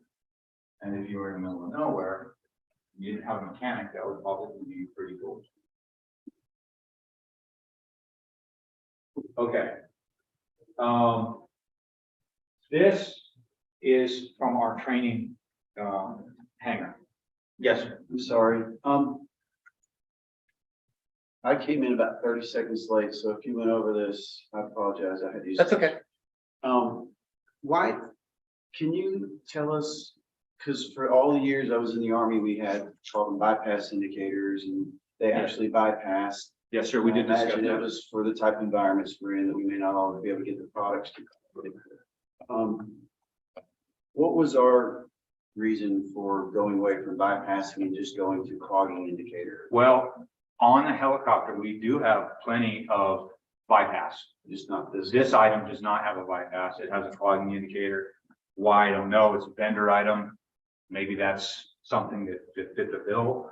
I don't know. But again, it's really not that big of an issue if you follow the maintenance procedure, but you have to follow it pretty well. Right. Or like I say, you get variances of the filter popping up and down, changing the filter. Changing the volume on the outside of that filter because it's moving, changing the pressure, it will pop. The other thing that can do it, by the way, and it's, let me go back. I think it says it maybe, yes, during the inflation of hydraulic components, introduction of air in the circuit can make it pop, right? So it's a self-bleeding system, but if you drained all the fluid out of it, you're gonna have air in it. And when it throws a slug of air through there, it's very likely to pop it, okay? But it's telling you, you just put it in, and that's kind of okay, right? Sorry, I answered your question. No, you did. You did. Okay, so this is, again, this is in our training hangar for maintenance. So some of these things are training aids, right? So the reason I say that is because there's not all the bolts are there that should be there for the saddles, what we call the saddle for the landing gear, okay? But that's okay, because I'm using this as an illustration, establishing shot to tell you what it should probably look like. This is good. We're talking about corrosion now, okay? So that's establishing shot, and that's close. And this is pretty good, and that's pretty bad. All right, so that's like pretty obviously intergranular corrosion, right? It looks like, I don't know, some kind of crystal formation. But even when that's the fasteners on the bottom, right? Right, I'm not gonna get into why it looks like this, but I think it's fairly obvious that some things were missed, right, as far as maintenance. Just so you know, in our course, we'll give some corrosion preventative maintenance tips, but some instructions, but we'll also tell you that as an operator, you can use what you found you needed to. In Hawaii, remember, I started my career in Hawaii and then moved to Las Vegas. You couldn't find two more radical differences, I don't think.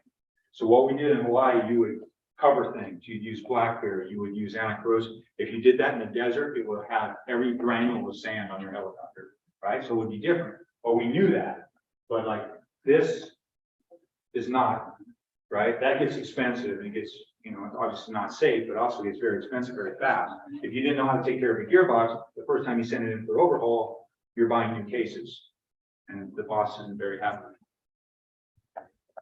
More corrosion by the fuel saddle.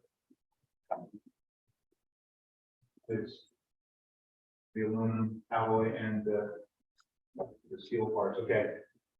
Another thing that can happen is if you have drain holes in a helicopter, which there are lots of places. I remember in Hawaii, I was doing a daily one time, and I still do whenever I check out an aircraft, there's handles. Anybody knows familiar with the 350? It's got handles on the back of the tailbone, on the tail cone. You can grab it.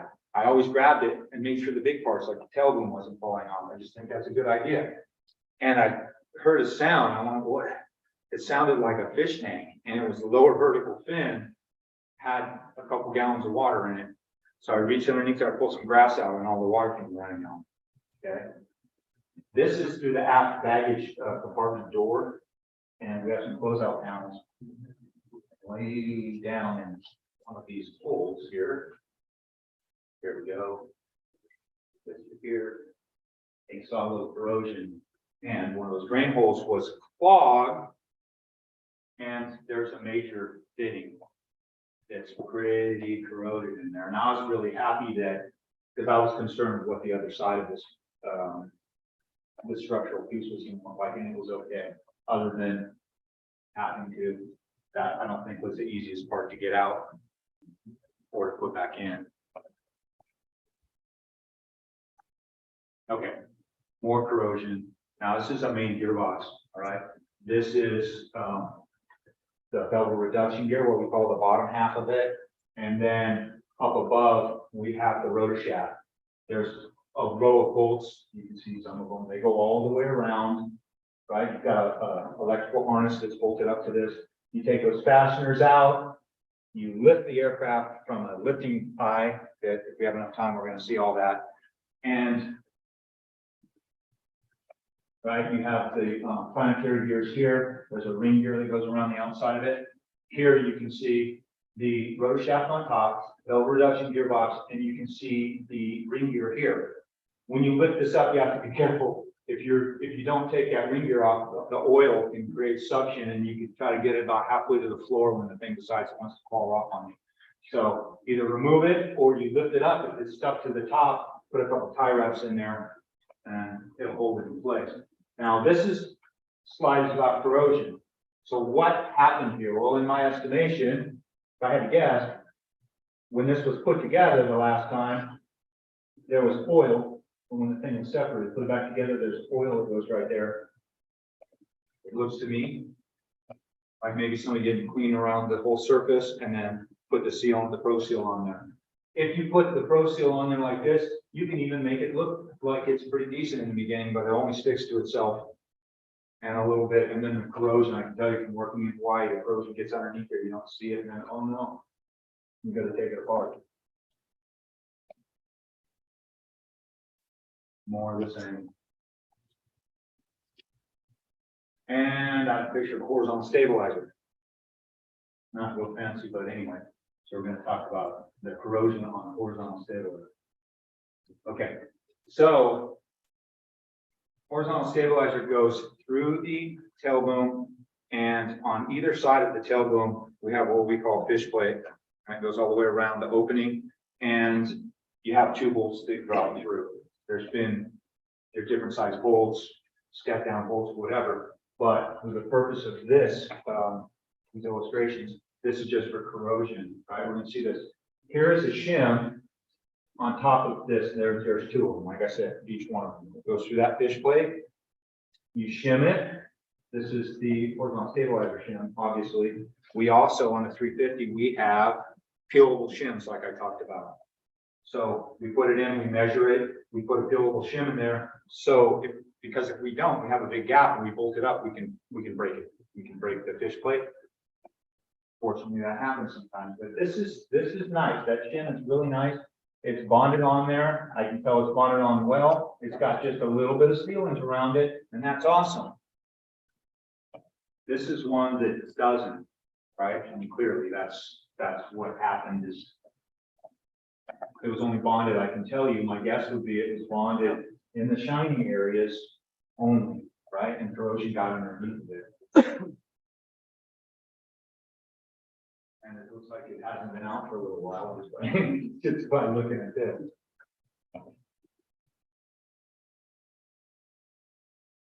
All right, so again, good on the left, not so good on the right. If you come across this, what I will tell you, I'll send you documents. I make a lot of documents on this and how to repair it. It's going to depend on how much corrosion, the depth of the corrosion, and then also if the fasteners are damaged. I can usually get a repair through our engineering department. And just so you know, if it's a feature of the aircraft, if it's a known issue, then the repairs typically do not cost you anything. If you had, let's say, a medical interior and you decide that you want to make it into a VIP aircraft and you need to cover a bunch of holes, then you probably would have to pay for that because that's not a standard type thing. Okay, but typically they're free of charge to the customer. Okay. Sorry, I didn't give you an establishing shot of where this is. We'll see that a little bit later when we talk about the anti-vibrator or the AVA. It sits up on top of the aircraft. A lifting eye screws into the very top of it. It has a hat on the top. It has 3 springs for dampening vibrations. This goes at the end of one of those springs, and as you can see, I don't think that, just as a guess, I don't think that aircraft was getting washed very often, especially if it was in a solid plate environment, which I would guess that that's what happened there. All right. NR sensors. So NR, we're going to talk about the rotor speed and some changes and how to be careful to not make a mistake when you are shimming or installing this. Again, NR sensor, okay, so that's just a picture. Over here, we see, we're going to see some better pictures of it, and we're going to see some damaged pictures of it. This is called a phonic wheel. Okay, it's part of the spacer assembly. It's got a bunch of fingers and it turns around with the rotors, with the rotor shaft. And the sensor detects the speed, the rate sensor, as it turns around. Inside this NR sensor, there's 2 coils. It's a dual coil. There's 2 different iterations of this, the older and the newer. We're going to see what that looks like, but they both do the same purpose as far as one coil goes for your indication, one coil goes for your alarm or warning. Okay, what will alarm or warning be? Low rotor and overspeed. Typically on older aircraft, it actually had like a car horn in it, and it was very loud, and it was down by the pilot's feet, his left foot. If you had low rotor, it was a solid tone, sounded like you wailing on your car horn. If you were overspeeding, it was modulated tone, this pulse. All right, so here, we looked at the transmission earlier, right? And we can see our gears there, and this is part of the rotor shaft, right? And there's our sensor again, just another illustration, and there's the quantum wheel that goes around on the spacer assembly. All right. Here's the older style on the left and newer style on the right. You can tell the difference right away. The older style had this black corrugated plastic shield around it, where the new one has a connector. And this is really cool because I can tell you from working on it, this sometimes when you flip it over to do an epicyclic change, if you looked at it wrong, the wires could break because they're super, super thin, right? If you're very careful, easy, all right, but this is a better system. Having said that, both of these have the same little bracket right here that they bolt to. If you look carefully here, there's a shim pack between this 90-degree bracket and the sensor, and that's pretty important. And it's, like I said earlier, I get a lot of different phone calls, and I get funny ones, and I get sad ones, and I get, oh, that's too bad, right? Which is some that I, right? Okay. Here is an old style sensor. How can I tell it's an old style sensor? Because I can see this material and I can see the core. The new one we're going to see in a second doesn't look like that. This is not the mechanic's fault that this hit. The core from this old sensor migrated out. You can actually see this nylon material that actually started sliding out of its case and contacted that on wheel. Here's the new style. One piece, totally encapsulated, nothing can migrate. And so this is what it looks like. Here we have the Phonic wheel. Here's that 90-degree angle. Here's our shim pack, and there's our sensor. So when we go to the maintenance manual, it's going to tell us, right? And I tell people, you take out that sensor, you're looking in there with a flashlight, and you're looking at fingers. There's fingers that go all the way around. I'll tell them, okay, mark the first one, put a little mark on there, because you have to check the depth of each one of those. Okay, you're going to check the depth. Typically, you take a slide caliper or something, go from here, the base of this, to each one of those teeth. Well, you're going to write them down. When you get done, there is a value, the maximum deviation you can have from the tooth that's farthest away from you and the closest. But that tooth that's the closest to you, that's really critical, because that's the one you're going to shim to. If you shim to the one that's farthest away, maybe the sensor's going to hit. All right. Well, you're going to see that happens. But I've also had people make a sad mistake with this shim. I had one person they called me up and they said, Corey, I got my chip detector. I got chips. It's indicating chips. I said, well, I'm sorry to hear that. What have you done lately, maintenance-wise? Because that's the first question I ask, because you'd be amazed, maybe not. A lot of times it's right after maintenance. Well, I changed the NR sensor. I said, uh-oh. He said, no, don't tell me uh-oh. Everything's great. It's great. He said, it's got chip light. I said, okay, do me a favor. Just take the two fasteners out of there, pull it out of there, look in the flashlight, and call me back and tell me how great it is. He called back and said, okay, it's not great. It hit. He goes, yeah, I got done with it. I shimmed everything. I checked it. I have my shims already. I got it done. I pulled it back out one last time to look, and I didn't realize the shim pack fell out, and I found it at the bottom of the belly panel of the helicopter. So put it back in there with no shims and locked it down. I had another person inexplicably, sorry if this person's watching, put the shims on the backside of the bracket. So it's essentially doing nothing, right? We're shimming this away. If we put it on the backside of the bracket, we haven't done it. There's the shim pack right there. Again, peelable shims, right? We figure out, do the math, figure out what we need, and we put that in there. Remember I said that there was the older and the newer sensor, and they have slightly different gaps, right? Our minimum is the same, 20 thousandths, but our maximum is different by 4 thousandths, right? And here's where we talk about checking the outer bounds, right? We care also about that tolerance between the closest and the back. And why do we care about that? Because if, right, obviously the one that's closest to us, we can smack that sensor. But if they were all too far away, or some were too far away, our signal may be weak too. And so now we're gonna have an NR indication. Right? So we want to do that. And again, using field shim clearance, pretty straightforward. There's looking inside one that make contact. All right, that's one of those fingers of the phonic wheel, which is part of the what we call a spacer assembly. There's a real good one, or bad, real bad one, however you want to look at it, right? Good illustration of bad deal. So the NR indications, the NR sensor rather has hit that phonic wheel a lot. So people sometimes call me and say, yeah, Corey, so yeah, anyway, I got a little bit of contact with my phonic wheel and I need to know the criteria. I tell them change it. Change it. No, there's no damage. Well, sometimes people think, well, yeah, it's pretty thick, it's pretty strong, I'll just run it. All right, so here's a case of that.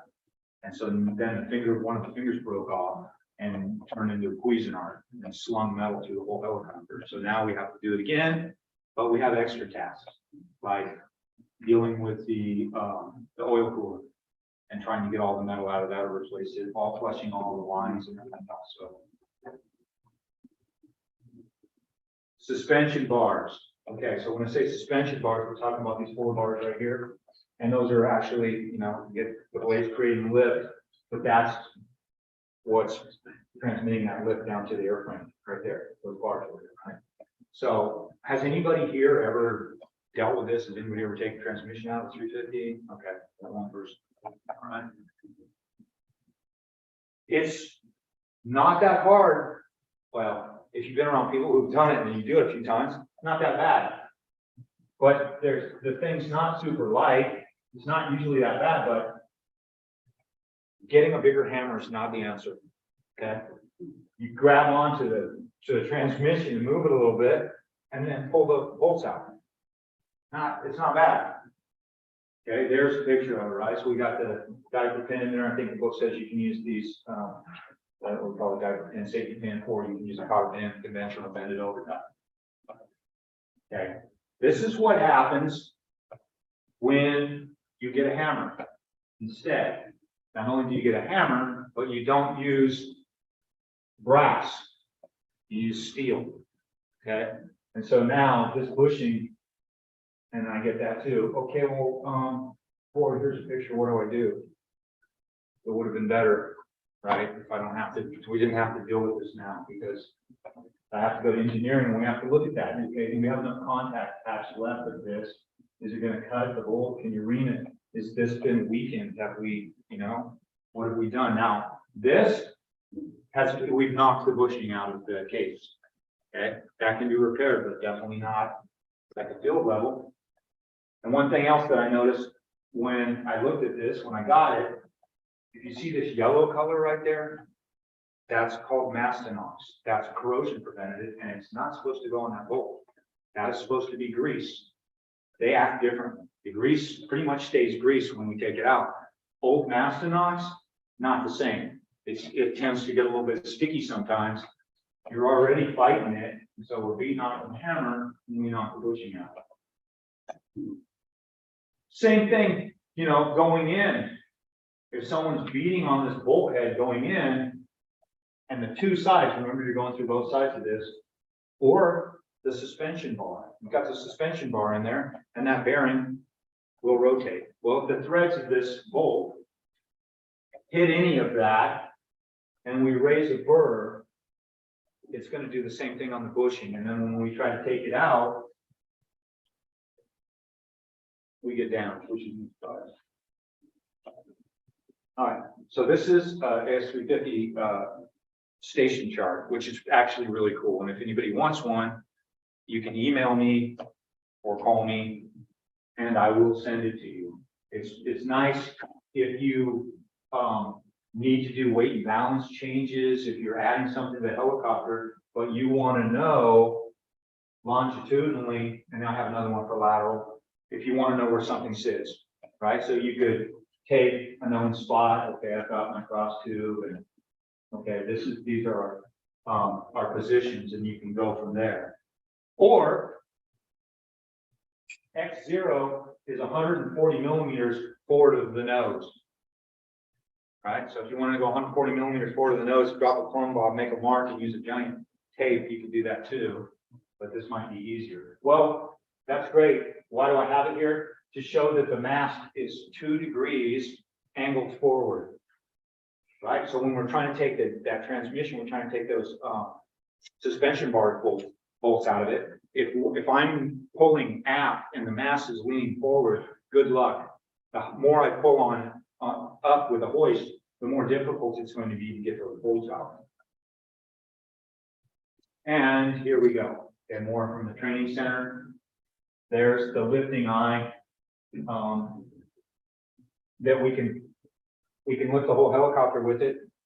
We can lift the whole transmission and rotor shaft, or just the rotor shaft up. Right, it screws into the top, into the anti-vibrator. That right there is what we looked at. It had all the corrosion on it earlier. And the maintenance manual, there's the bolt in question, the one that got knocked out and knocked the bushing out of it. And CM 101, what is that? Consumable material 101, consumable material 101 in her standard practice, and we're going to see that is grease, G395 grease, which was not what was on that one in the picture. Again, that was Massenox, which is sticky.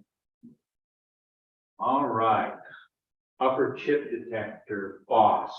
Here's a phone call that I get, and it's kind of sad. In full disclosure, I did the same thing when I was okay, what did I do? Here's the chip detector, right? It's the upper chip detector for the main gearbox. Here's a connector. When we check the chip detector, we take that connector off, we set it outside. We have to cut a safety wire too. And we remove the chip detector, it's got a good length to it. And we unscrew it. It's made out of aluminum. All of this stuff is made out of some kind of an alloy. And it's got an O-ring on it, and it has safety wires. So what do we do when we put it in sometimes, which we shouldn't? Use a 12-inch crescent wrench and over tighten it. The boss that holds it is pressed in, and that's it. Maybe glued, but it's not easy. It's not difficult, rather, to unbond it. Well, until recently, if somebody called and say, for that boss is spun, what do I do? I said, got a couple choices. You're going to have to split the case, break it all down, get it till it's just this part. You're going to have to clean the inside of it out. You're going to have to mic it. You send me the dimensions, and then I'm going to tell you some European stuff that you probably can't get that you're going to use to glue back in, or send it into an overhaul level place to repair it, or buy a new case. All right, so this is what we're talking about. It's this piece right here that's pressed in and glued. Here it is installed, right? Safety wire connector. Okay, so this is what it looks like when someone's over tightened it, and then the other person goes to loosen it, and instead of it splitting here, it starts rotating inside that, and then it comes out, and you just got a giant hole in the case right there. And I can tell you, this looks an awful lot like a homemade repair right there. Now we have it in the maintenance manual, so that's the good thing here. It's in there, tells you how to fix it, and I don't even think you have to take anything out. You can just fix it right there on the aircraft. All right. So here is the. Where am I at the time? Do you know? Yeah, you've got about 5 minutes or so. Oh, sorry. Hope I'm not putting you to sleep. I'll try to pick it up. Okay. So here is the AVA, or anti-vibration assembly. All right. It's got 3 springs. It's got a heavy weight. It's got a rod that comes down. It's got a bearing at the bottom of it. Okay. Fits in the top of the mast. Remember that screw eye, that lifting eye screws into the top of this, and we can lift up the aircraft or the transmission. Okay, here's a weight. This weight is flipped upside down. Here's the weight, here's the bearing. Here is a weight that has just been hammered. The bottom of it has lead that's been removed from it. There's that bearing, this bearing, right? I've seen those so bad that the inner race was about ready to pop out of that outer race. There's a bunch of rust down at the bottom of the bottom cap, at the bottom of the antivibrators. So questions, how did it get like that? And why is that weight so hammered? There is a seal that goes right here. All right. If you get a hole in that seal, water will collect and will go down. We have colorful names like, you know, helicopters, we do that, right? That handle is called a torch handle. This part is called the flower pot. Right? It'll go down inside that torch handle and sit on top of that bearing until it rusts out and the bearing starts to wear out. And the whole thing can go up and down until it slams that lead weight and remove that material. Here's what happens. There's 3 little tabs there. They're there just to aid you in putting it on because there's a bushing here. It's hard to get this little seal in there. So we give you 3 little tabs. The maintenance man tells you to cut those tabs off. Somebody doesn't do it, doesn't know, doesn't read the book, and those 3 little tabs sit there and wear and they make a hole, and rain gets down in there and does that. All right, more anti-vibrators stuff. Side plates can crack. I made this document. It gives you the references, all the references for what you need. Gives you the part numbers, the rivets, and the side plates, leading and trailing. I did send this to a customer. They said, "Hey, we got to kind of crack side plate." I said, "I got you covered. I'm going to send you the document. It's everything you need." They called me back. They said, "That wasn't helpful at all." So really, why not? They said, "Well, it didn't tell us to do how to do it." I said, "What, you mean like a video?" They said, "Yeah, that's what we really want, just like a video." But anyway, so I thought it was pretty helpful. Anyway, or another one. Here we have a video. Okay, Try pressing it. what's that? Try pressing What here, am I pressing? just like the next button. Forward. Yeah. Okay, so. Oh, no, never mind. But no, it's okay, I got it, Okay. I went back on purpose. So there's 3 springs on here, right? And the springs can crack. And not always, but sometimes there's a little access hole, and you take your finger in there and you thump it and you listen for the sound. And sometimes if there's a broken spring, you will be able to tell. No, it didn't work. I got you. That's a broken spring. Okay, they don't typically sound like that. They're under much more tension, but when it breaks, that's kind of what it sounds like. And that's kind of what it looks like. The springs, 3 of them, they're matched by tension. So you can't buy one, you buy a set of 3 and put them in. All right, so load light troubleshooting, this is a big one. All right, so I had somebody, that's where I got these pictures. We have an STC, right, at AHI here, Airbus USA, to put an hour meter in. Okay, and a lot of our helicopters that are out there have this STC. Well, a mechanic called me and he was upset. He said, I've been working on this hour meter for 3 days. And I said, well, there's 3 wires. That's 1 wire a day. Right? You can call me sooner than that, but it's not that complicated. So I told him to get a load light. And for anybody who's not worked with a load light, I'm gonna tell you, it's very, very, I think it's critical. I had a customer call me and he said, yeah, I've been on a fire contract, off a fire contract for now 2 or 3 days on the side of the mountain. I cannot fly. I'm worried I'm gonna lose my contract. I have no fuel indication. I've changed 2 fuel probes. I think you had a VMD coming, a VMD, vehicle engine multifunctional display, right? It's the computer, it's expensive. You have a load light? No. You have a position light, an incandescent position light? Yes. Solder 2 wires on it, I'll be back. So he did. I told him, okay, stick those wires up into these contacts of your connector for the fuel probe. So he did. Is it lighting up? No, it's not. take this one out, put it on any shiny piece of metal. Is it, yeah, there it goes. It's okay. You have a bad ground. So 15 minutes with a load light and I have them going again. Right? I told them next time, just call me. All right. I appreciate people looking in the book and trying, but sometimes we can get fixated on something and chase our tails a little bit. And I want to show a voltmeter is great. So why do we need a load light? Does anybody know why we use a load light instead of a voltmeter? A voltmeter only takes a couple of milliamps, right? It draws a couple of milliamps. It's showing you power. Okay, I got 24.55 volts.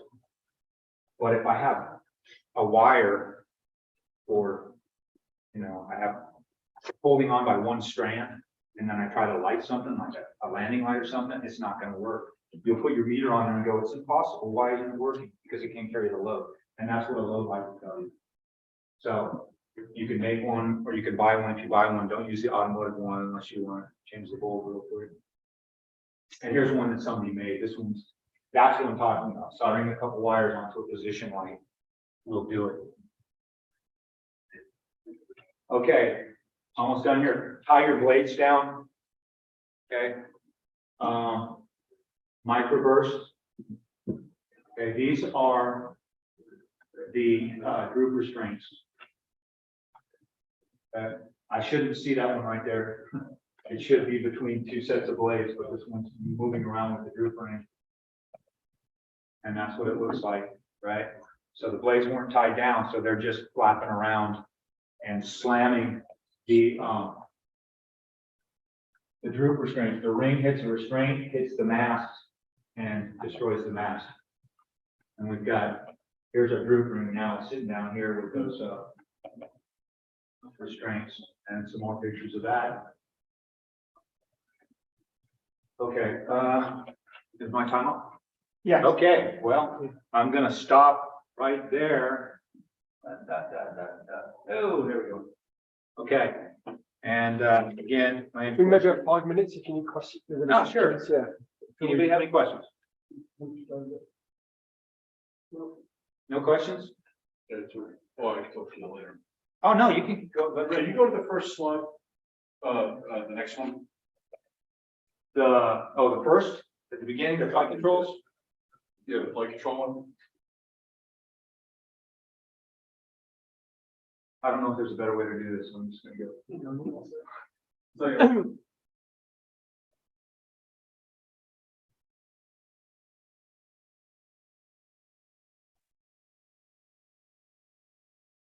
If it's okay to ask, the next, that one.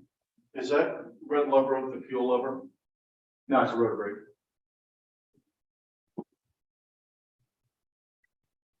Fuel lever is, Going forward is. well, let's be careful, right? It depends on which version of aircraft you have. The rotor brake, if it's a B1, B2, and you have the modulated throttle on the floor, the rotor brake is here, and the throttle's yellow, and it's got the igniter button on top to start. And it's interesting, you'll see that that's forward, that's in the flight position. If that rotor brake is up, you cannot advance the throttle, which is good, because it has a finger that sticks out and runs into I'm that. going in the direction of what happened in New York, fuel lever, and that mod. Yeah. Are they putting that mod in the new models that are coming out, or Well, we can do that? on the well, site? no, it doesn't matter, but what we have to remember is the controls on the current aircraft aren't there. That you don't have the controls on the floor. I haven't seen a B2, which was the last one that we put out for quite some time. I mean, I talk to folks with them all the time, but the controls are overhead. You don't have any controls down. So the fuel levels are not on bottom. Correct. On the newer models. Yes. And that's. And you gotta remember, I mean, now it's flip a switch. And that's with the 130s, 135s, 145s. I'm only on the, That was my next question. I'm on the 120, 130, 350, and 355. Those are my models. So for the 135, 145, you can call in the office and ask the guys, but yeah, these are overhead controls now. So, no, on the floor, rotor brake, and you've got, Well, I don't want to take, I don't know if there's somebody coming right after me, so. Yeah, there is. Okay. Yeah, we're gonna try. Okay, very good. All right, well, thank you all for your time. I appreciate you being here.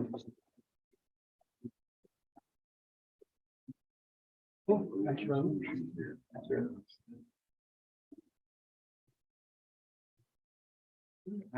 Corey. So,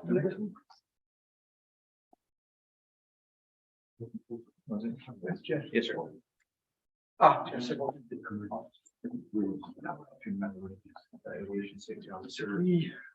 So the next one's Leonardo.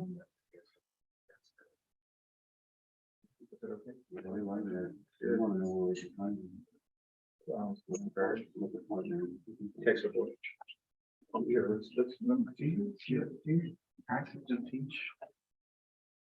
Here, we'll talk outside if that's okay. Yeah. All right. No, sir. Is it my turn? Yeah. You're coming up. Well, that's it. Yeah, thanks. We appreciate it. Big audience and we're ready to get this thing started. Yeah, that's right. I guess somebody, please, they didn't fly somebody all the way from Milan for I'm gonna like, 6 people. I'm gonna take a picture of this and I'll populate it with people. So Yeah, my yeah. boss is like, you know, this is way worth it, what you guys coming down for, so. Hey, Jeffrey, am I allowed to ask questions? Of course you can, Mark. Not too many though, one per. After that, they're gonna charge you, so, It's $10 a question. of right? course, yeah. I made $30 on the Schweitzer. That's it.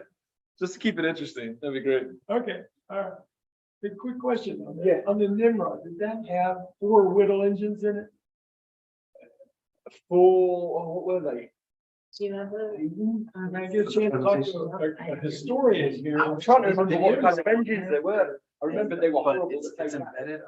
I think it'll, They were so. I think and it'll a work. Big But I'll sit triangular, here and, right? Okay, you know what side it's on? it's Yeah, on like the second to No, last it slide. was, Or they- it was, no, it was, an Axial axial compressor. flow. Yeah, it was Okay. certainly the ones I worked on, maybe the earlier, Because they were earlier. I think what it is, it's embedded, and it's like, Yeah. They were same. embedded video too. Right Oh, here. okay. Okay. Completely standard axial. Where is flow. it? It's, Okay. you have to press the play button. I was wondering, you know, like the first comments, how did they get all those 4 engines in there? They I've were been- huge, right? Download it. Yeah, but I guess See they- if I can I mean, download they, it. they were quite, I mean, even the spade was quite big. Yeah. We were, Yeah. and they're crazy. Um, And it was, the fun I was don't have always, the thumbs, doing right? an engine change was getting, the winches were on the wing, well, 2 winches me were see. on the top of the wing. And Yeah. then 2 had this kind of thing where they came up and over the back of the flat. Yeah. And then It went works. Okay, I'll just take care of that. Okay, behind the thanks. wing. It's like the second. Oh. to last slide. Down there. And it was quite good in the sense because you could, the person Oh, like excellent, that's good. outboard Okay, I was wing worried. would No, I was worried you're last good. night. I was like, supervisor, and then you'd have somebody there.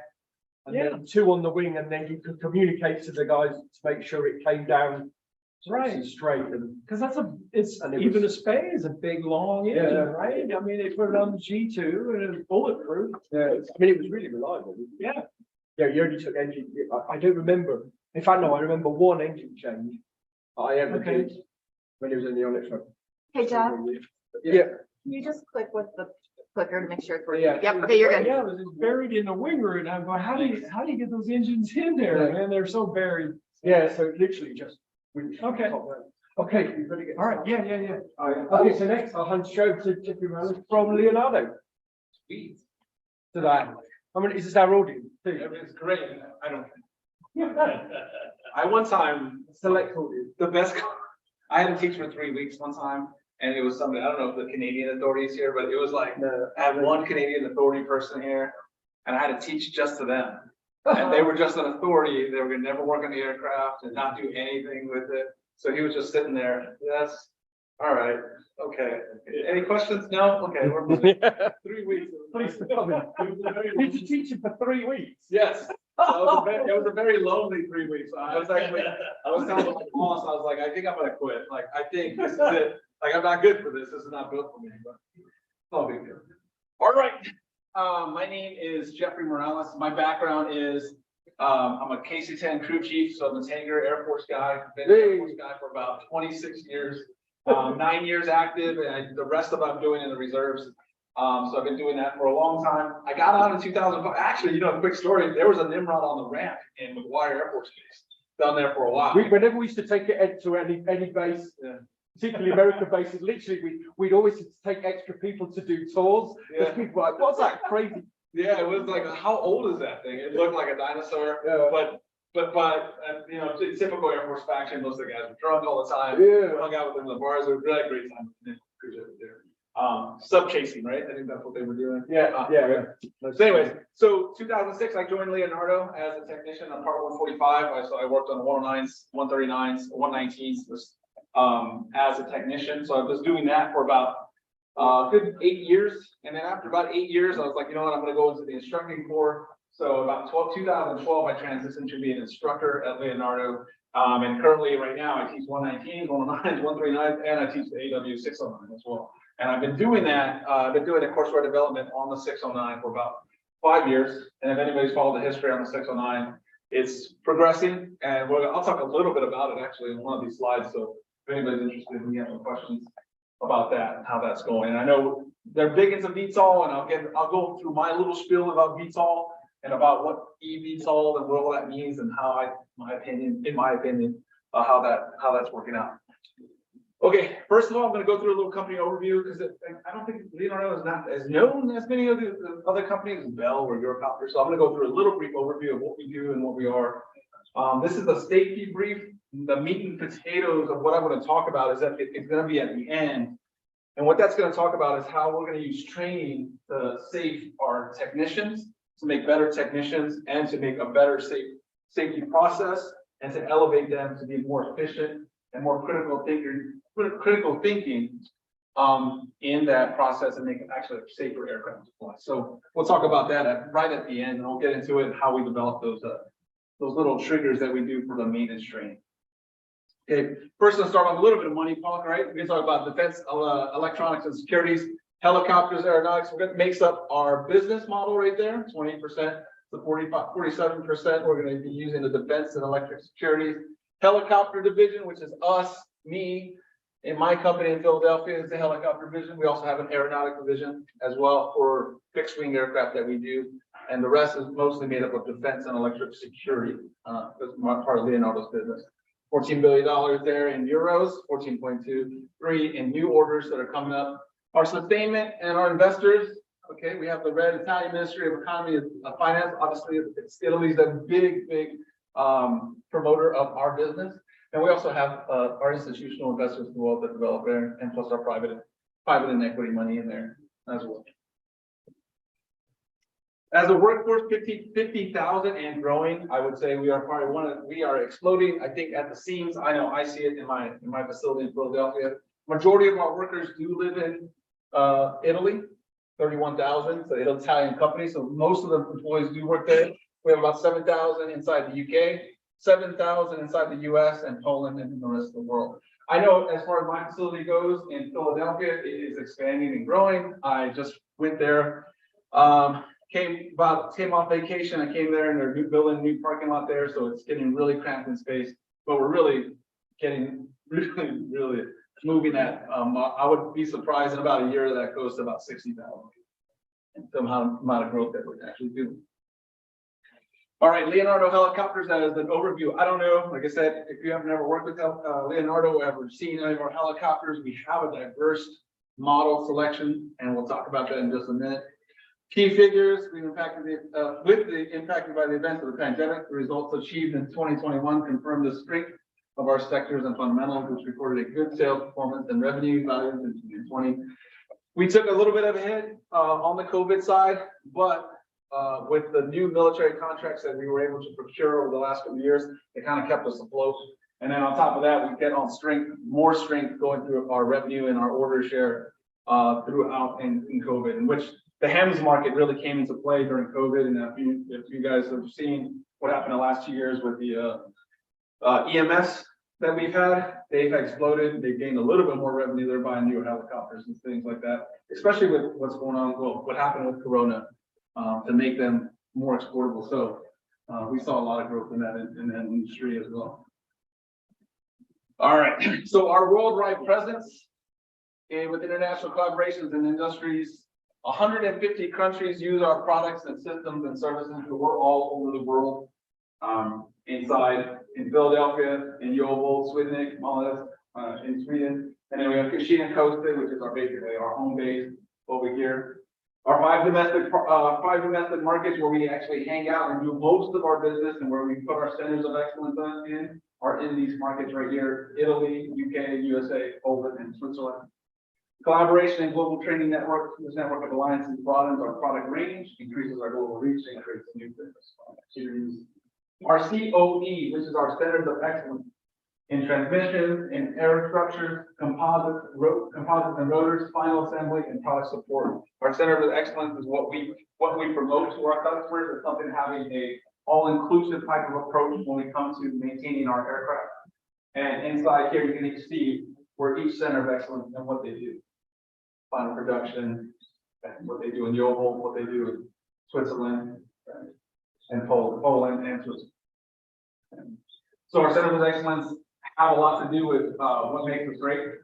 Having a designated place for transmission, having a designated place for aerostructures, having a designated place for composites and rotors, designated place for final assembly, product support throughout the world. Having those concentrated centers of excellence makes it very focused on making a high quality product in each of these products. As somebody that's worked on with Leonardo for 17 years, I can tell you that they believe this is the most important part of the aircraft. They truly make a great transmission. And if you guys are working on one of those, it's bulletproof transmission. I've seen the other ones with the Bell and all the other presentations, but I look at their transmissions and I'm like, this is pretty small. So I want to say transmissions are things. All right, helicopters are activities encompass the entire helicopter cycle management, from design, development to production and support, and based on our 5 pillars. We have an extensive product range from 1.8 to 16 tons. So we're basically run the gamut of all kind of helicopter operations. Our innovative technologies include the AW609 tilt rotor and our rotor ring unmanned air system. Dual use platforms as civil and possible as military variants designed for both civil and military applications. So when we design our helicopters and we make them, we try to make them both for civil and military uses when we can. If it's acceptable, we can actually make both aircraft to be designed as a civil and military variant. Our family concept with a 169, 139, and a 189, the common design philosophy and certification and safety standards. We want to get people, again, we're talking about safety. 169, 189, and 139, very family concept. So if you have a technician that is really good at the 139, we can actually port that experience over to the 189 and the 169. With that common design philosophy, we share a lot of that knowledge, and it can actually help with the technicians, even bending that training curve, having a family of aircraft. And also we have the delivery, customer support, and training integrated service. One of the biggest things that's grown over the past few years is our CS&T, our customer service and support. That has been one of our biggest growing factors inside the company. It now accounts for about 50% of the company for customer service, because not only do we have to take care of our legacy aircraft, but we also have to take care of our brand new aircraft that we're putting out at a great amount right now. As you can see, our civil and military variants. This is our unmanned drone vehicle that we have, the AW Hero, and then we have the AW119KX, AW109, and the SW4 and the 119M on the military side. And you can see there's direct ports from these two sizes of aircraft, from civilian side to the military side. You'll see all these aircraft that are civilian-made aircraft that can be turned into military variants quite easily. Where's the TH-73? The TH-73 is the 119M, sir, because that's a Navy call sign. So the Navy call sign has a TH-73. The 119M is a marketed military type trainer aircraft marketed all around the world. So TH-73 is a part of that product line. But when we say it's a military variant, we put that as a 119M. The Navy will use it for have a T-73, but if let's say the Air Force wanted to use a trainer, I'm sure they would be some other name on there. So, but it's actually done really well for us, and we're pumping them out as much as we can. Our product line basically is inside Philadelphia. Our 119KX and our 139 are Well, 119 was exclusively made in Philadelphia. There's no other place in the world that actually manufactured it. But since we're actually having trouble filling the Navy contract, we're actually now pushing some of that manufacturing process back to Italy, which we have to do in order to keep our customers happy that are getting the civilian side of that 119. We still produce the 139 in Philadelphia. We produce the 139 for the United States Air Force. It's called the Gray Wolf. It is about, I think their contract's about 300, almost close to 300 aircraft they're going to get for the military contract that we have for the United States Air Force. Tilt rotor. Okay, we'll talk a little bit about that in another slide. And then we have the AW101, which is a big 30-pack van, big, medium, heavy aircraft that's used across the world, from Canada to UK to Italy and to other places out, either in the Middle East, in the Middle East and in Africa. Okay, distinct capabilities. We talk about a family of aircraft. That's kind of our philosophy when it comes to training as well, to make sure that you can port that information to kind of bend that mechanic's learning curve in order to get a better mechanic right from initial training all the way through the rest of the models. So if you're trained on the 139 or you're trained on the 189, you can actually get that component location down fairly quickly, as well as the software fairly quickly, because most of them use the same software. And I give them, like I said, again, we're trying to bend that learning curve as much as we can with this reduction in training about up to 40%. So if you get a technician that comes to 189 training, oh, I'm a 139 mechanic. Okay, cool. You're gonna learn pretty quickly how this works. We use the same family style of aircraft, same components, same mechanical architecture in all of those aircraft. Common parts as well, common maintenance tools and ground equipment up to 30%. Yeah, it's a good thing to have a family of aircraft just like this, to share components, share tooling, but also to, most importantly, we think to share knowledge. So we can have that, like, and then we're always constantly trying to bend that training curve so we can get that technician as high and efficient as we can inside the training program. All right, our commercial range, we have executive private transport. We also have EMS.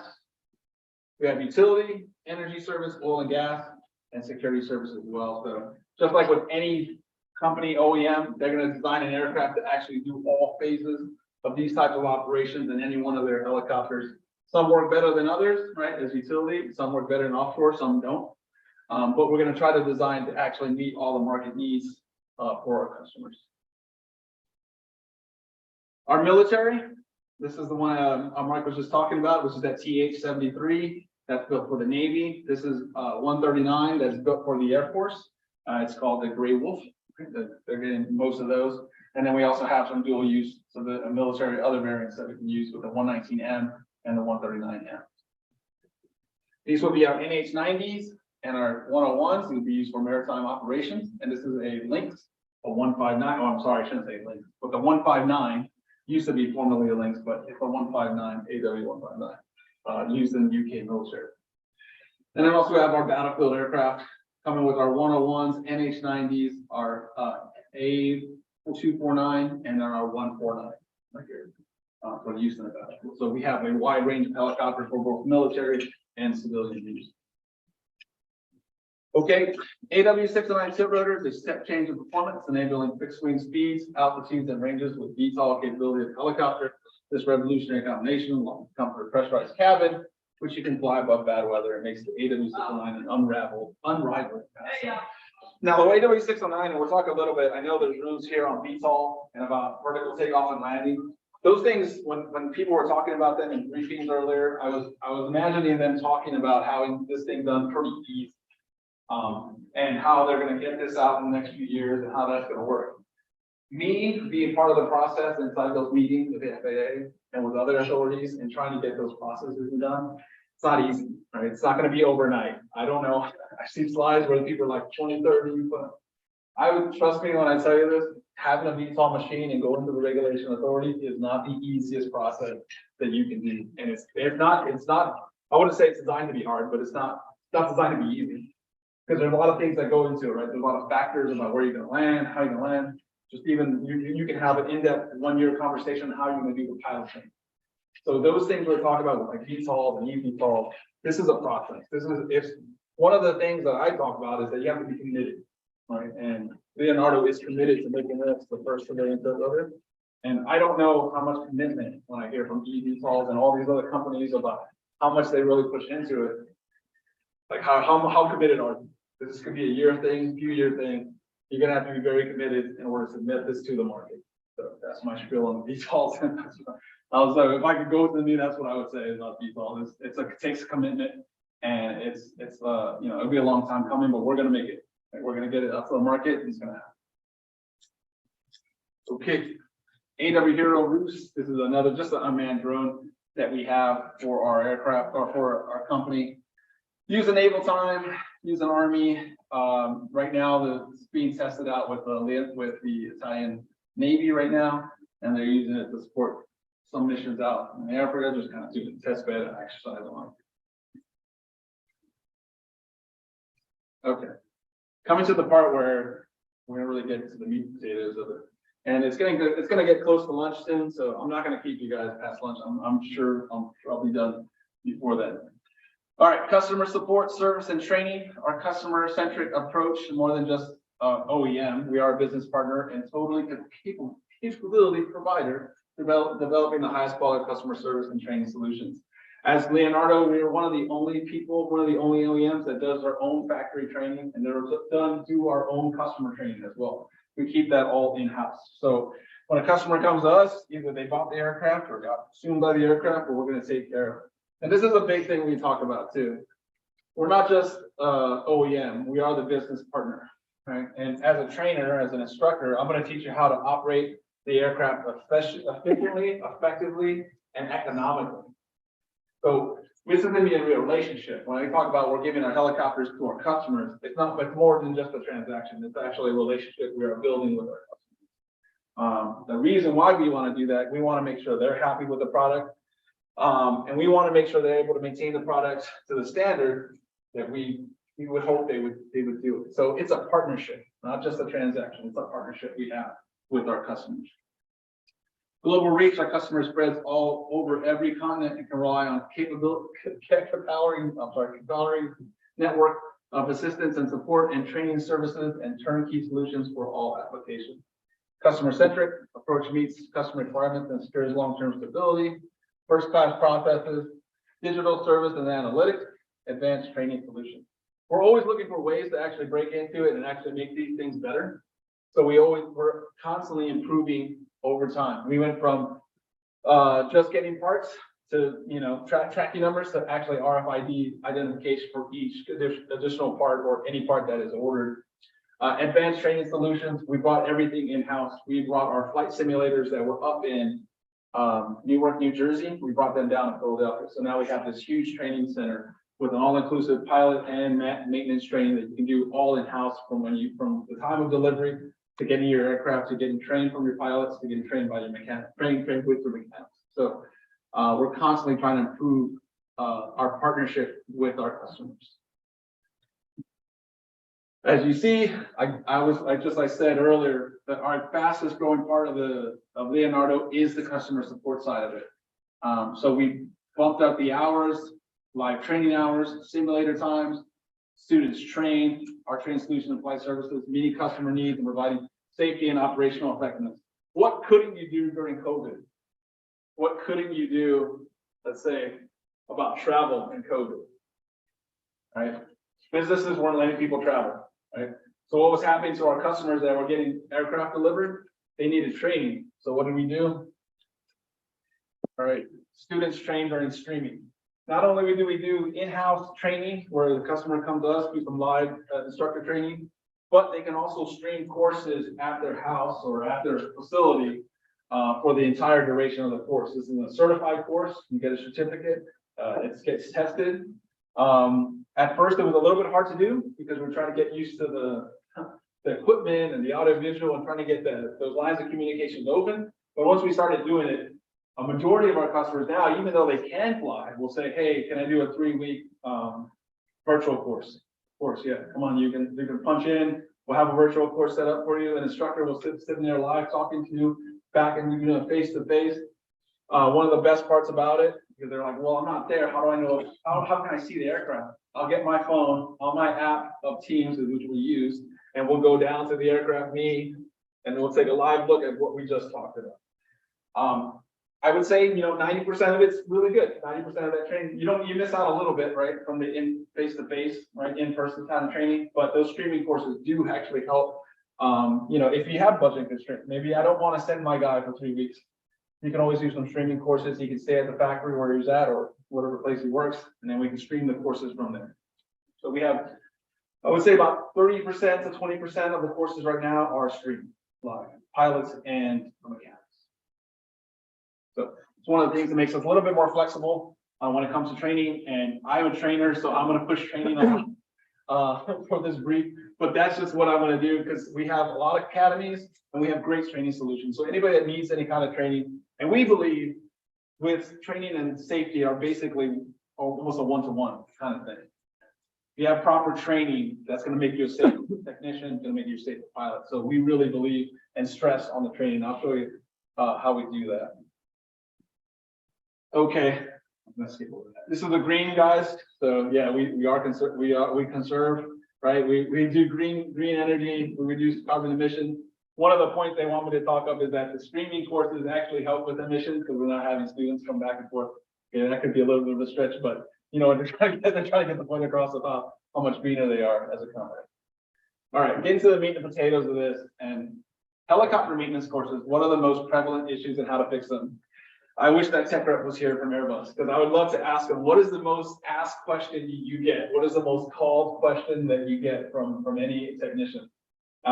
So what we do is we put out a call. The tech reps come to Leonardo once a year and they ask, hey, what can we do? We give them a questionnaire. Hey, what are the most frequently asked things that you get called at 9 o'clock at night that just bug the hell out of you, that take up so much of your time? That's just really a nuisance. You know what the number one answer was? Do I want to guess? Yes. IETP, so our technical publications. Hey, how do I know if I'm ordering the right part? And that was the most frequently asked question to do it. So we took that information and said, let's bump the training up. Let's go ahead and put some more IETP or technical publication training inside the courses to help these guys out. And then you see those numbers come down. Hey, that's not in there. Next year, hey, what was the most frequent? Oh, tail rotor. Okay, cool. Let's put some more emphasis on what we do with the tail rotor and talk about that a little bit more. Those are the kind of things that when you have a CS&T department that's all in-house, you can get all that information, cycle it through to the training department and get better outcomes for your students. All right, world leader in rotary wing ab initio training, type and role conversion training with over 50 years of experience delivering high quality training to aircrew and technician. Now, is training a like boom for your business? In Leonardo's terms, you know what? Not so much, right? We don't make a huge amount of revenue. I'm sure if we built 5 more helicopters, we could make more revenue. But training is important to us to make sure that that customer quality stays the same, right, throughout the time. We've asked other OEMs about, what do you think about one of your worst decisions you made? One of the worst decisions they said they made was losing that training, getting that training off-site to another person. And Leonardo, all that's in-house, right? All that training comes from Leonardo, comes from technicians, comes from us, right? Me as a technician from Leonardo, to make that training just really, really good, right? Okay, our training centers, we got one in Philadelphia, we have one in UK, one in Zurich, we have a few in Sesto Colinde, and then we have the PCL Sputnik place in Poland, and also our Kuala Lumpur, Malaysia, which is up and running with a full phase D simulator, flight simulator as well. If you guys ever had a chance to go to Sesto Colinde, it is awesome there. If you have a chance to take a course there, it is a great place to go. Plus, you're being in Italy, and it's a really cool scenic place inside Italy. If you ever want to come see the Rocky statue with me over here in Philadelphia, you can. It's a great place, get a cheesesteak and things like that. But we're building our training center to be one of the top in the world. And it's going to get there. So, and then we also have some places out here in Switzerland and other places. So, but we try to keep our training top notch. That when you go from Philadelphia, you go to Sesto Colinde, you go to Kuala Lumpur, It's all the same course, all the same training with the same instructor. Okay, our approach to maintenance training. LH, Leonardo Training Academy approach to maintenance training. Okay, first one, priority one, safety. And we want to make sure that whoever comes through our doors and actually goes through our maintenance training has the safest protocols possible embedded in them. Professionalism, right? Can we talk about some of these soft skills that you don't really have, you can't really quantify? Professionalism, efficiency, economy, those things you can't really quantify as a number. Like how much professionalism do you have? How much efficiency do you have? How much economy or economic sense do you have? These things are not really numbers that you can formulate on a spreadsheet, but it's something that we as instructors, we believe that we can actually train behavior, coach, mentor, all those things when we get a student into the doors to actually become better technicians, on our aircraft, and be able to do some of these things where it makes economical sense, make them more efficient, have a pride in their aircraft. All this encompasses of what we want to train in our students, what we want to read into them, how to maintain those aircraft. Professionalism, efficient, and economy. You gotta remember too, some of the people that come through our doors are not coming from mature countries with mature aviation backgrounds, right? So we have to make sure we instill that professionalism, make them more efficient, and then have them make economical sense when they're actually ordering parts or fixing the aircraft. All right. So provide customer with effective training aimed to increase safety and maintenance together with maintenance efficiency. All this right here, again, is something that will get instilled inside the student once they come through our doors, right? We're gonna make them better mechanics, and we're gonna make them better at safety. Okay, we're gonna make them more efficient, right? Minimum AOG time. Those are the dollars coming. I would tell you right now, like technicians in America, A&P mechanics that come for training, right? There's no current requirement for a technician coming through training at all. Some other authorities, DAGC, also, they have like a little bit of requirement for recurrent training. I see a lot of the slides that people presented earlier, and a lot of it could have been helped from just a simple recurrent training. Some of the people, well, about this technical bulletin or this service bulletin, hey, they should have checked this back here or back there. And what it is you have a technician that's kind of, doing his job, trying to do the best he can, but not coming back to get some of those other skills, right? Hey, do you remember this service bulletin came out, this service bulletin came out? I just seen it from training other authorities where we have FAA technicians come in, but then we have DAGC or EASA technicians or CASA technicians come in where they have to do some type of recurrent training just to go through those service bulletins. And I think that would be a help, benefit of help for the FAA technicians as well. But to go on, the most effective training, make them safer and then make them more efficient. That's what we want them to do. And that's what we want them to graduate with as soon as they leave the doors. All right, helicopter roadmap targeted at 0 delay between helicopter version and update courses update. We always try to perform our courses to where we have a test course and we have a bunch of other courses, and I'll show you how that's done, just to make sure that the helicopter is always targeted. We have maybe 1 or 2 aircraft, for example, we have 1 or 2 119s that still fly around with analog gauges. Most of the aircraft are gone. So instead of wasting an hour or 2 hours on those type of aircraft, we'll delete that from the courseware. And if somebody comes with that kind of aircraft, we'll put that in, but we'll delete that so we have more time for other things inside the courseware. So we try to always make it to where it's really for the student, right? Not wasting their time. Feedback from the field, just like I talked about earlier with the tech reps. This is one of our biggest things that we try to do. Our feedback from the field. We try to get our tech reps to give us the best things that they ask questions on, that they see on a day-to-day basis, that they know they can need help in, and that we can help them inside the classroom before they go out to the field. Right? We try to create that loop of communication between our tech reps, our product support engineering, and us to make sure that we know what's going on outside and what we can do for training to help what's going on outside. Lastly, right here, we have the MATASI. This is special emphasis on different equipment.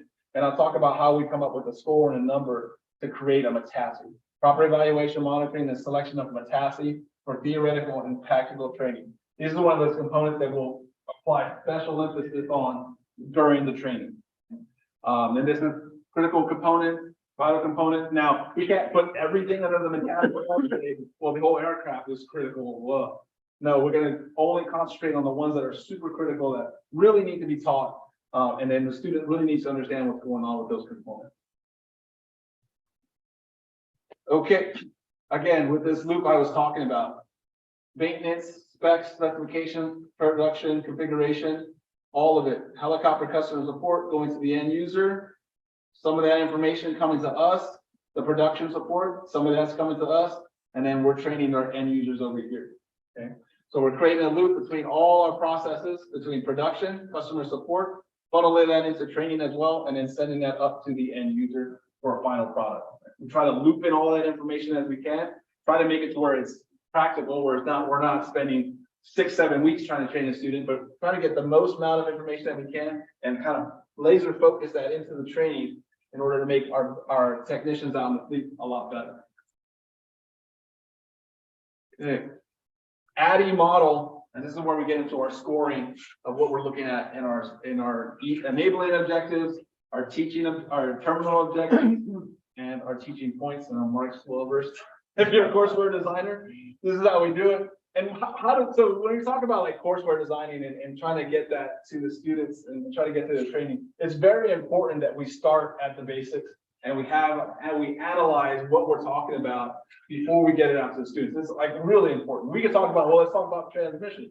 Well, how are you going to talk about transmission? And what are you going to talk about inside the transmission?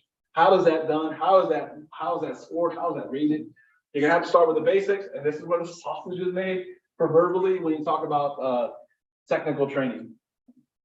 So analysis phase, we're gonna get the aircraft, right? We're gonna cycle those systems out with the S1000D, right? We're looking at all our ATA chapters. We're gonna break that system down into subsystems. We're gonna get our job role, our enabling objectives, and our terminal objectives. All right, we're going to define all our course content, what it is, and then we're going to pick out the Metasse using our score sheet. We're going to analyze the systems, get the intermediate results. We're going to select those job roles, and then finally we're going to come out with a training needs analysis and syllabus. Right, and again, this is very boring. I'm not going to lie. This is like I said, this is the sausage being made. How we come up with all these systems, but we have to have a process in place in order to get the best out of the training. Okay. Metasse, what I was talking about, these are training areas of special emphasis, means the specific knowledge and skills required for the safe operation and maintenance of an aircraft, use of equipment, and the application procedures or performance of those operations. So a Metasse component is something that we're going to highlight inside the course. We're going to show the student, hey, this is what you really, really need to know, and this is a really important topic, and you're going to get to know it. If you don't know anything from today, Metasse, or that Metasse item, whatever it is, you're going to know it inside of it. Because we think it's that critical. Okay, so again, a thing that haunts my dreams, because I've been doing this for the past 5 years with the AW609. We got our little individual shreds here, right? Never mind the first one. Yeah, no, I'm sorry. That's right. That's so good. We have our shreds here where we quantify what each particular section is, and then we get a score at the end. So for example, unique design, right? We're talking about the list of main rotor controls in the system. That's not very unique if you're a helicopter design guy or you're a helicopter guy, not very unique. Okay, so we're not going to be a 0. Criticality though, CR, critical with safety impact, that's a 3. Okay, that's going to be a high score. They're rated from 1 to 5. And that's going to be a 3. A pretty high score, pretty critical item. 2, that's going to be task difficulty. Well, you know what? It's at height.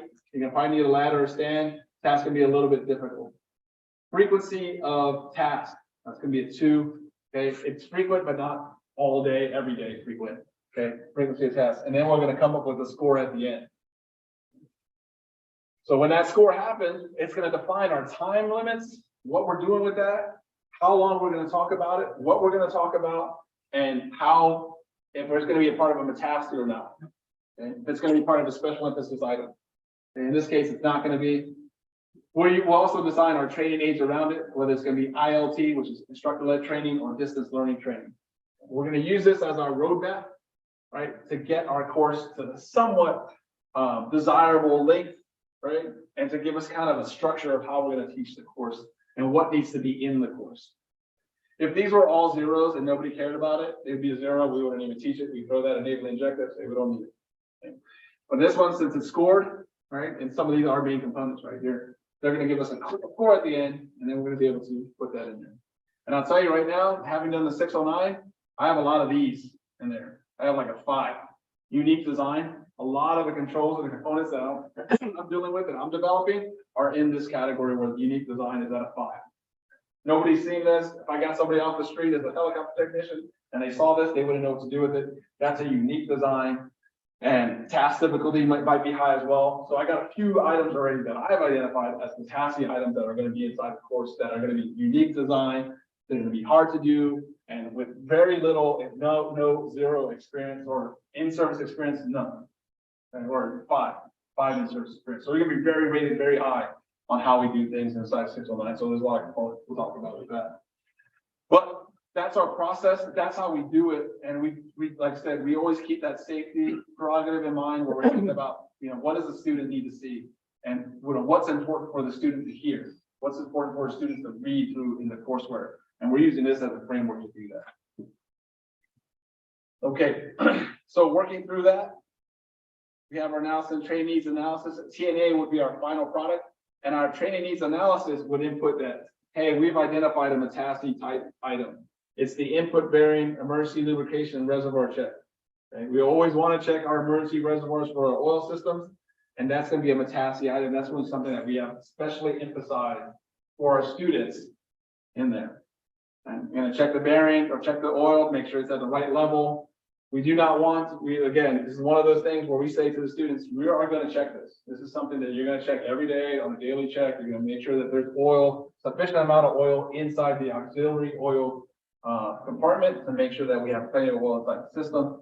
And in case that we shoot out oil or we lose oil in transmission, we still have oil in the reservoir. So that would be a METASI item that we would explain to them on that. Again, we don't want to make too many METASI items where everything's METASI, because then if everything is, it's not really going to be critical and it's not going to really raise any eyebrows. But what we have when we see this on the courseware, or we see this inside the PowerPoint, or whatever we're using inside the document, we could foot stomp it and say, this is an item that you guys really need to know about. So it's one of those things that makes our kind of training unique. And in putting those scores, that's what we get out of it. Okay.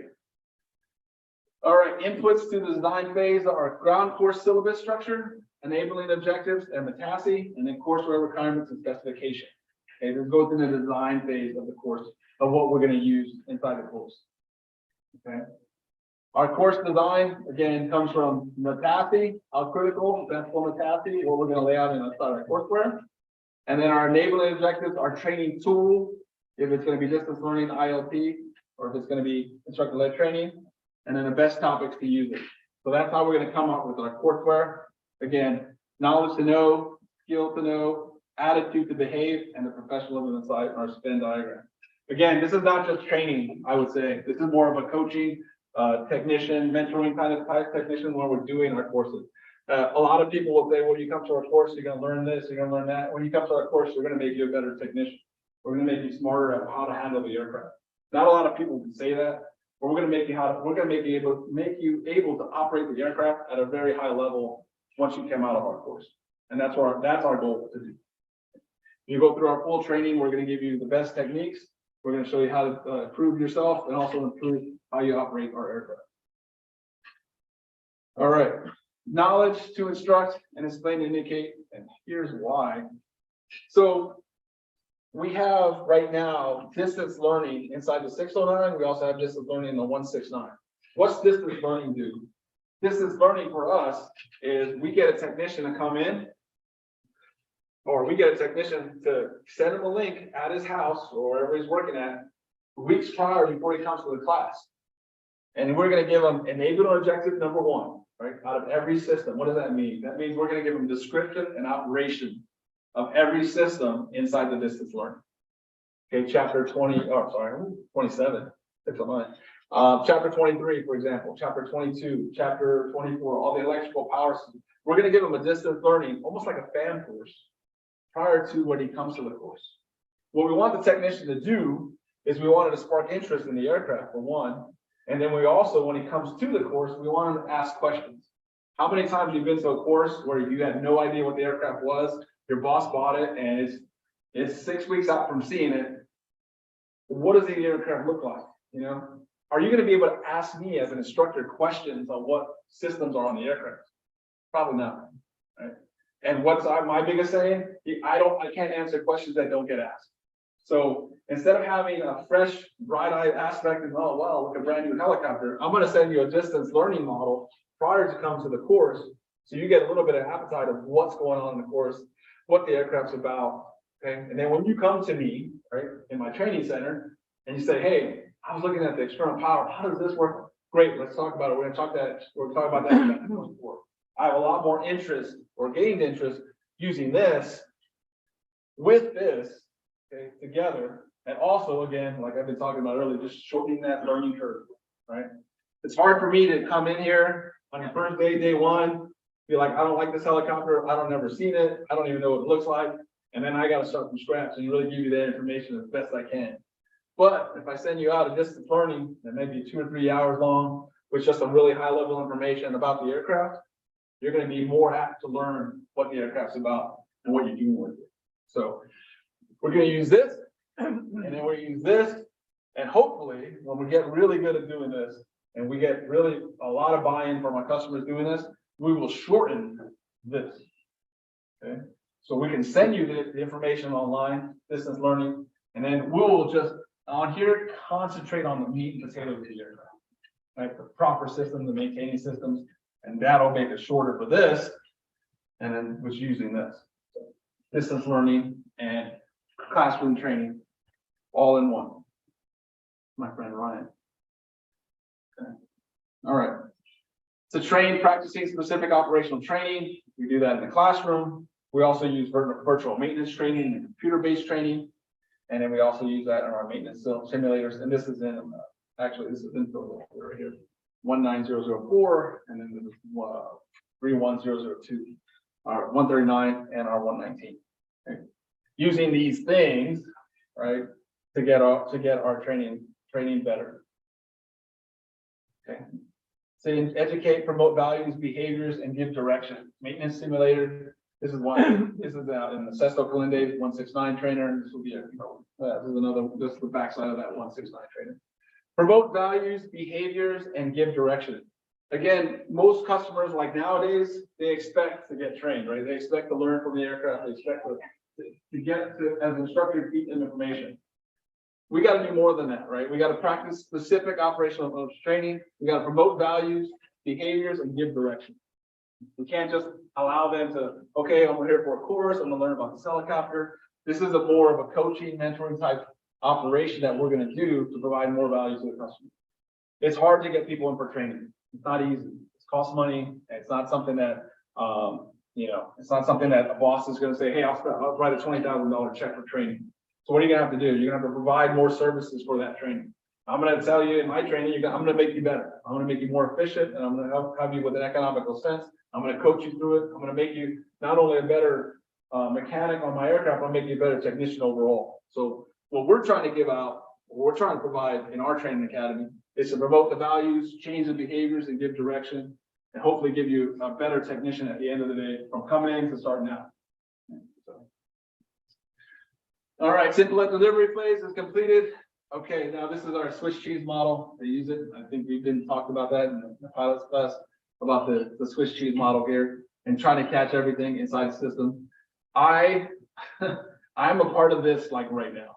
So one or more test classes with experts to validate the course content and the approach to Metaxas. I'm doing that right now with the 609. So I have the two test courses that I have to go through, and then I have to, validate the course content and check out all the Metaxas. What we do for me right now in our plan is to have internal technicians from the 609 production line, and then internal engineers, all internal, and we produce a course. We go through the 4-week course and how the 609 is built, blah, blah, blah, blah. We do that and we validate our timing and we validate our information. Right? So hopefully it's good. Hopefully it's good and we can move on. Chances are it won't be good. chances are they're gonna find a bunch of holes in what we didn't talk about. You need to talk more about this. I find instead of using instructor-led training, you should have used CBT right here, computer-based training on this topic instead of this topic. Okay, cool. Let's reshuffle the deck. Let's try another course. So we'll go ahead and do another course, right? And then we'll try to implement all those things that happen with the same people, and then have a few other different people come in. And we'll validate that course, and hopefully that's a good enough course. And once we do that, get past that, then we have the real hard part. We do the trainer-to-trainer course, where we have a bunch of instructors in there. And I don't know if you ever taught a bunch of instructors, but it sucks, right? Because all the instructors are going to pinpoint every little thing that you talked about, write notes in the back, and they're going to try to say, hey, chapter 46, way too long, way too in-depth. You're not going to go into in-depth this course. You're going to be there for 4 days. Okay, let's maybe take a little bit of notes. Let's take a little bit out of that. Mechanical guy is going to say, hey, you don't give me enough in chapter 67. I really don't know how those I wrote flight controls work in 609. You didn't give me enough. I need more information. So then you're going to go and try to redo the course a little bit again, do it more for the trainers to where you finally get the final product out to the customer, your first customer. And hopefully by then, this whole Swiss cheese model, you put a big block of cheese in it. So you didn't miss anything and you have the best course produced. And then even then, after your first customer courses, you'll find out most likely that we'll have to redo a little bit more because maybe they want a little bit more of this, a little bit more of that, and that comes with the critiques at the end. But we're to give it the best course that we've done internally before we actually produce that to the first customer. Or this, and like I said, I'm doing that right now, and it's fun. it's really fun. We did the first one already, and a lot of holes. We went way too long, and it was okay. Cool. Let's narrow the scope. Let's add this. Let's add that, and use the information that we have to better create a better course. So we're going through that process right now. Okay, in the evaluation phase, you get the expert's feedback and the effectiveness of the coursework training and design system. A lot of times they'll say, hey, look, you're great. I liked hearing your instructor-led training. You know what? Give us a CBT for an hour, because I think that would really focus on what you were talking about. And instead of you standing up there and going through the points, let's work through that CBT, because the CBT, computer-based training, will have everything broken down, and I'll be able to read through it a lot easier instead of you going through that PowerPoint. Okay, let's do that. All right, and then we'll see how that works inside the time. So we'll see if it needs to be an effective learning curve, either with distance learning or CBT.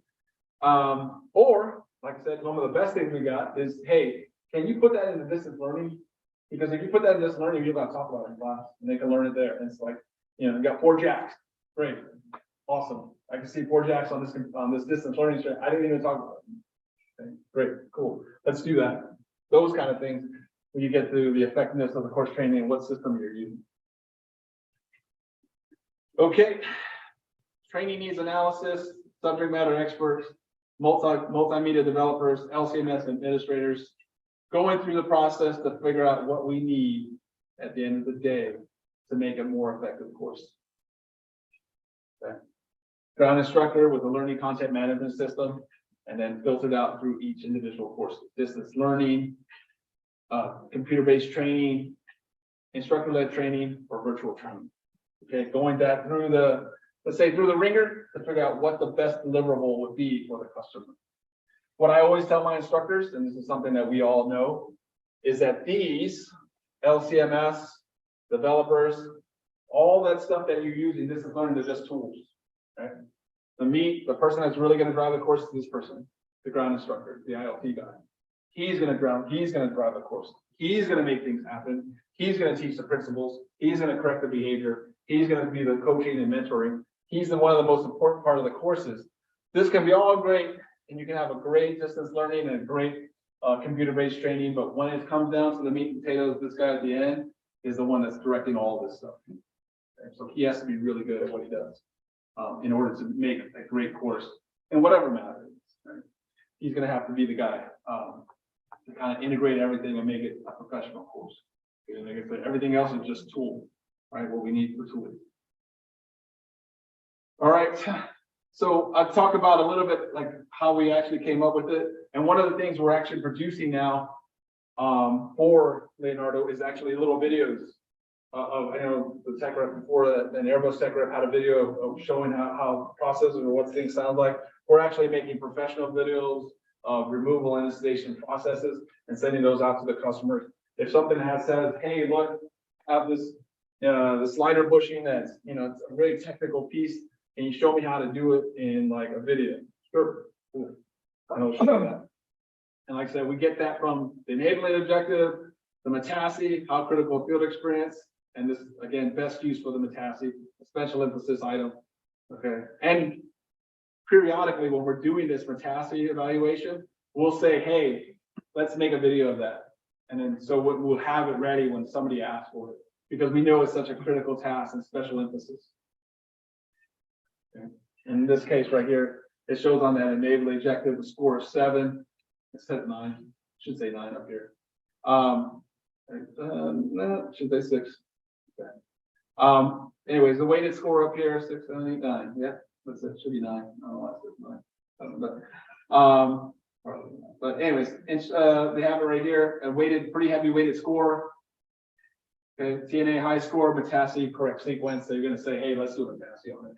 And in that case, if it's something that's feasible, we'll go ahead. Like obviously, if we had to take internal parts of the transmission out, we'd be like, oh, that's unrealistic to make a video of it. But what we'll do is say, hey, that's a pretty simple or a pretty unique operation. Let's make a video of it. Okay, teach how to apply correctly the removal installation procedure, the interface and special tooling for the tail rotor. If the sequence is not connected correctly, it may result in tool damage and even more dangerous to the tail rotor gearbox. Okay, so those things are one of those things that say high critical field experience. We're going to make sure that whoever does this, any kind of operation, that they're going to be well versed on it. And because it's going to be such a critical task and it could break a gearbox, which we wouldn't want to do, we're going to make sure we have a video of it to show them how to do it correctly. I think the video, you can get it. Is there a way for me to play it? Oh, sorry. It's all right. I got you. Got it. Maybe. Yeah, there we go. Welcome to this new episode of the NATO Helicopter Safety Campaign. My name is Gabriele Delfini and I'm a maintenance technician instructor for Leonardo da Vinci. Today, I'm here to briefly talk with you about our campaign to raise awareness on helicopter maintenance operations. Although not being the highest risk of area, aircraft maintenance is still unfortunately the cause of a significant number of accidents and serious incidents for helicopters. Aircraft maintenance can contribute to several risk areas for helicopters operations. At the heart of a good maintenance process is having a simple, well-defined procedures, including the proper tool description and availability.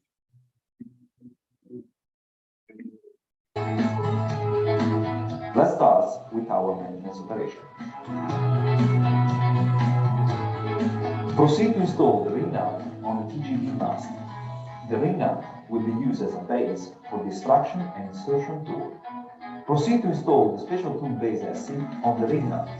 Match the vane guides on the base SC with the slider bushing. Adjust the ring nut by hand as required to fit the 4 bolts on the base SC. Tighten the 4 bolts. Proceed to tighten together by hand the extension rod and the guide SC. Proceed to install the assembly as formed in the back of the TGV. The guide SC needs to be in contact with the base of the slider bushing. Remember to sustain the assembly because it's not locking yet in front of the point. Move to the front part of the tail rotor mast. Proceed now to install the reaction SC on the thread of the guide SC.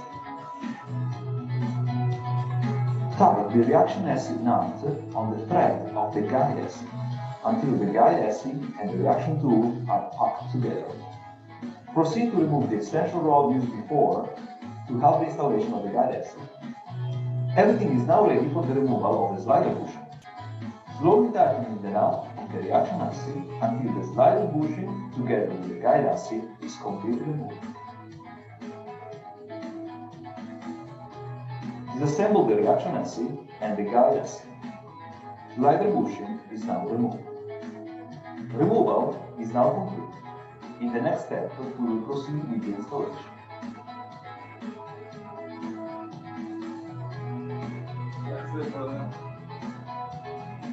And that's like I said, just one of those things that you can do. And that's one of the things, if we identify that component installation, we'll do a video like that to make sure that the customer really knows how to do it.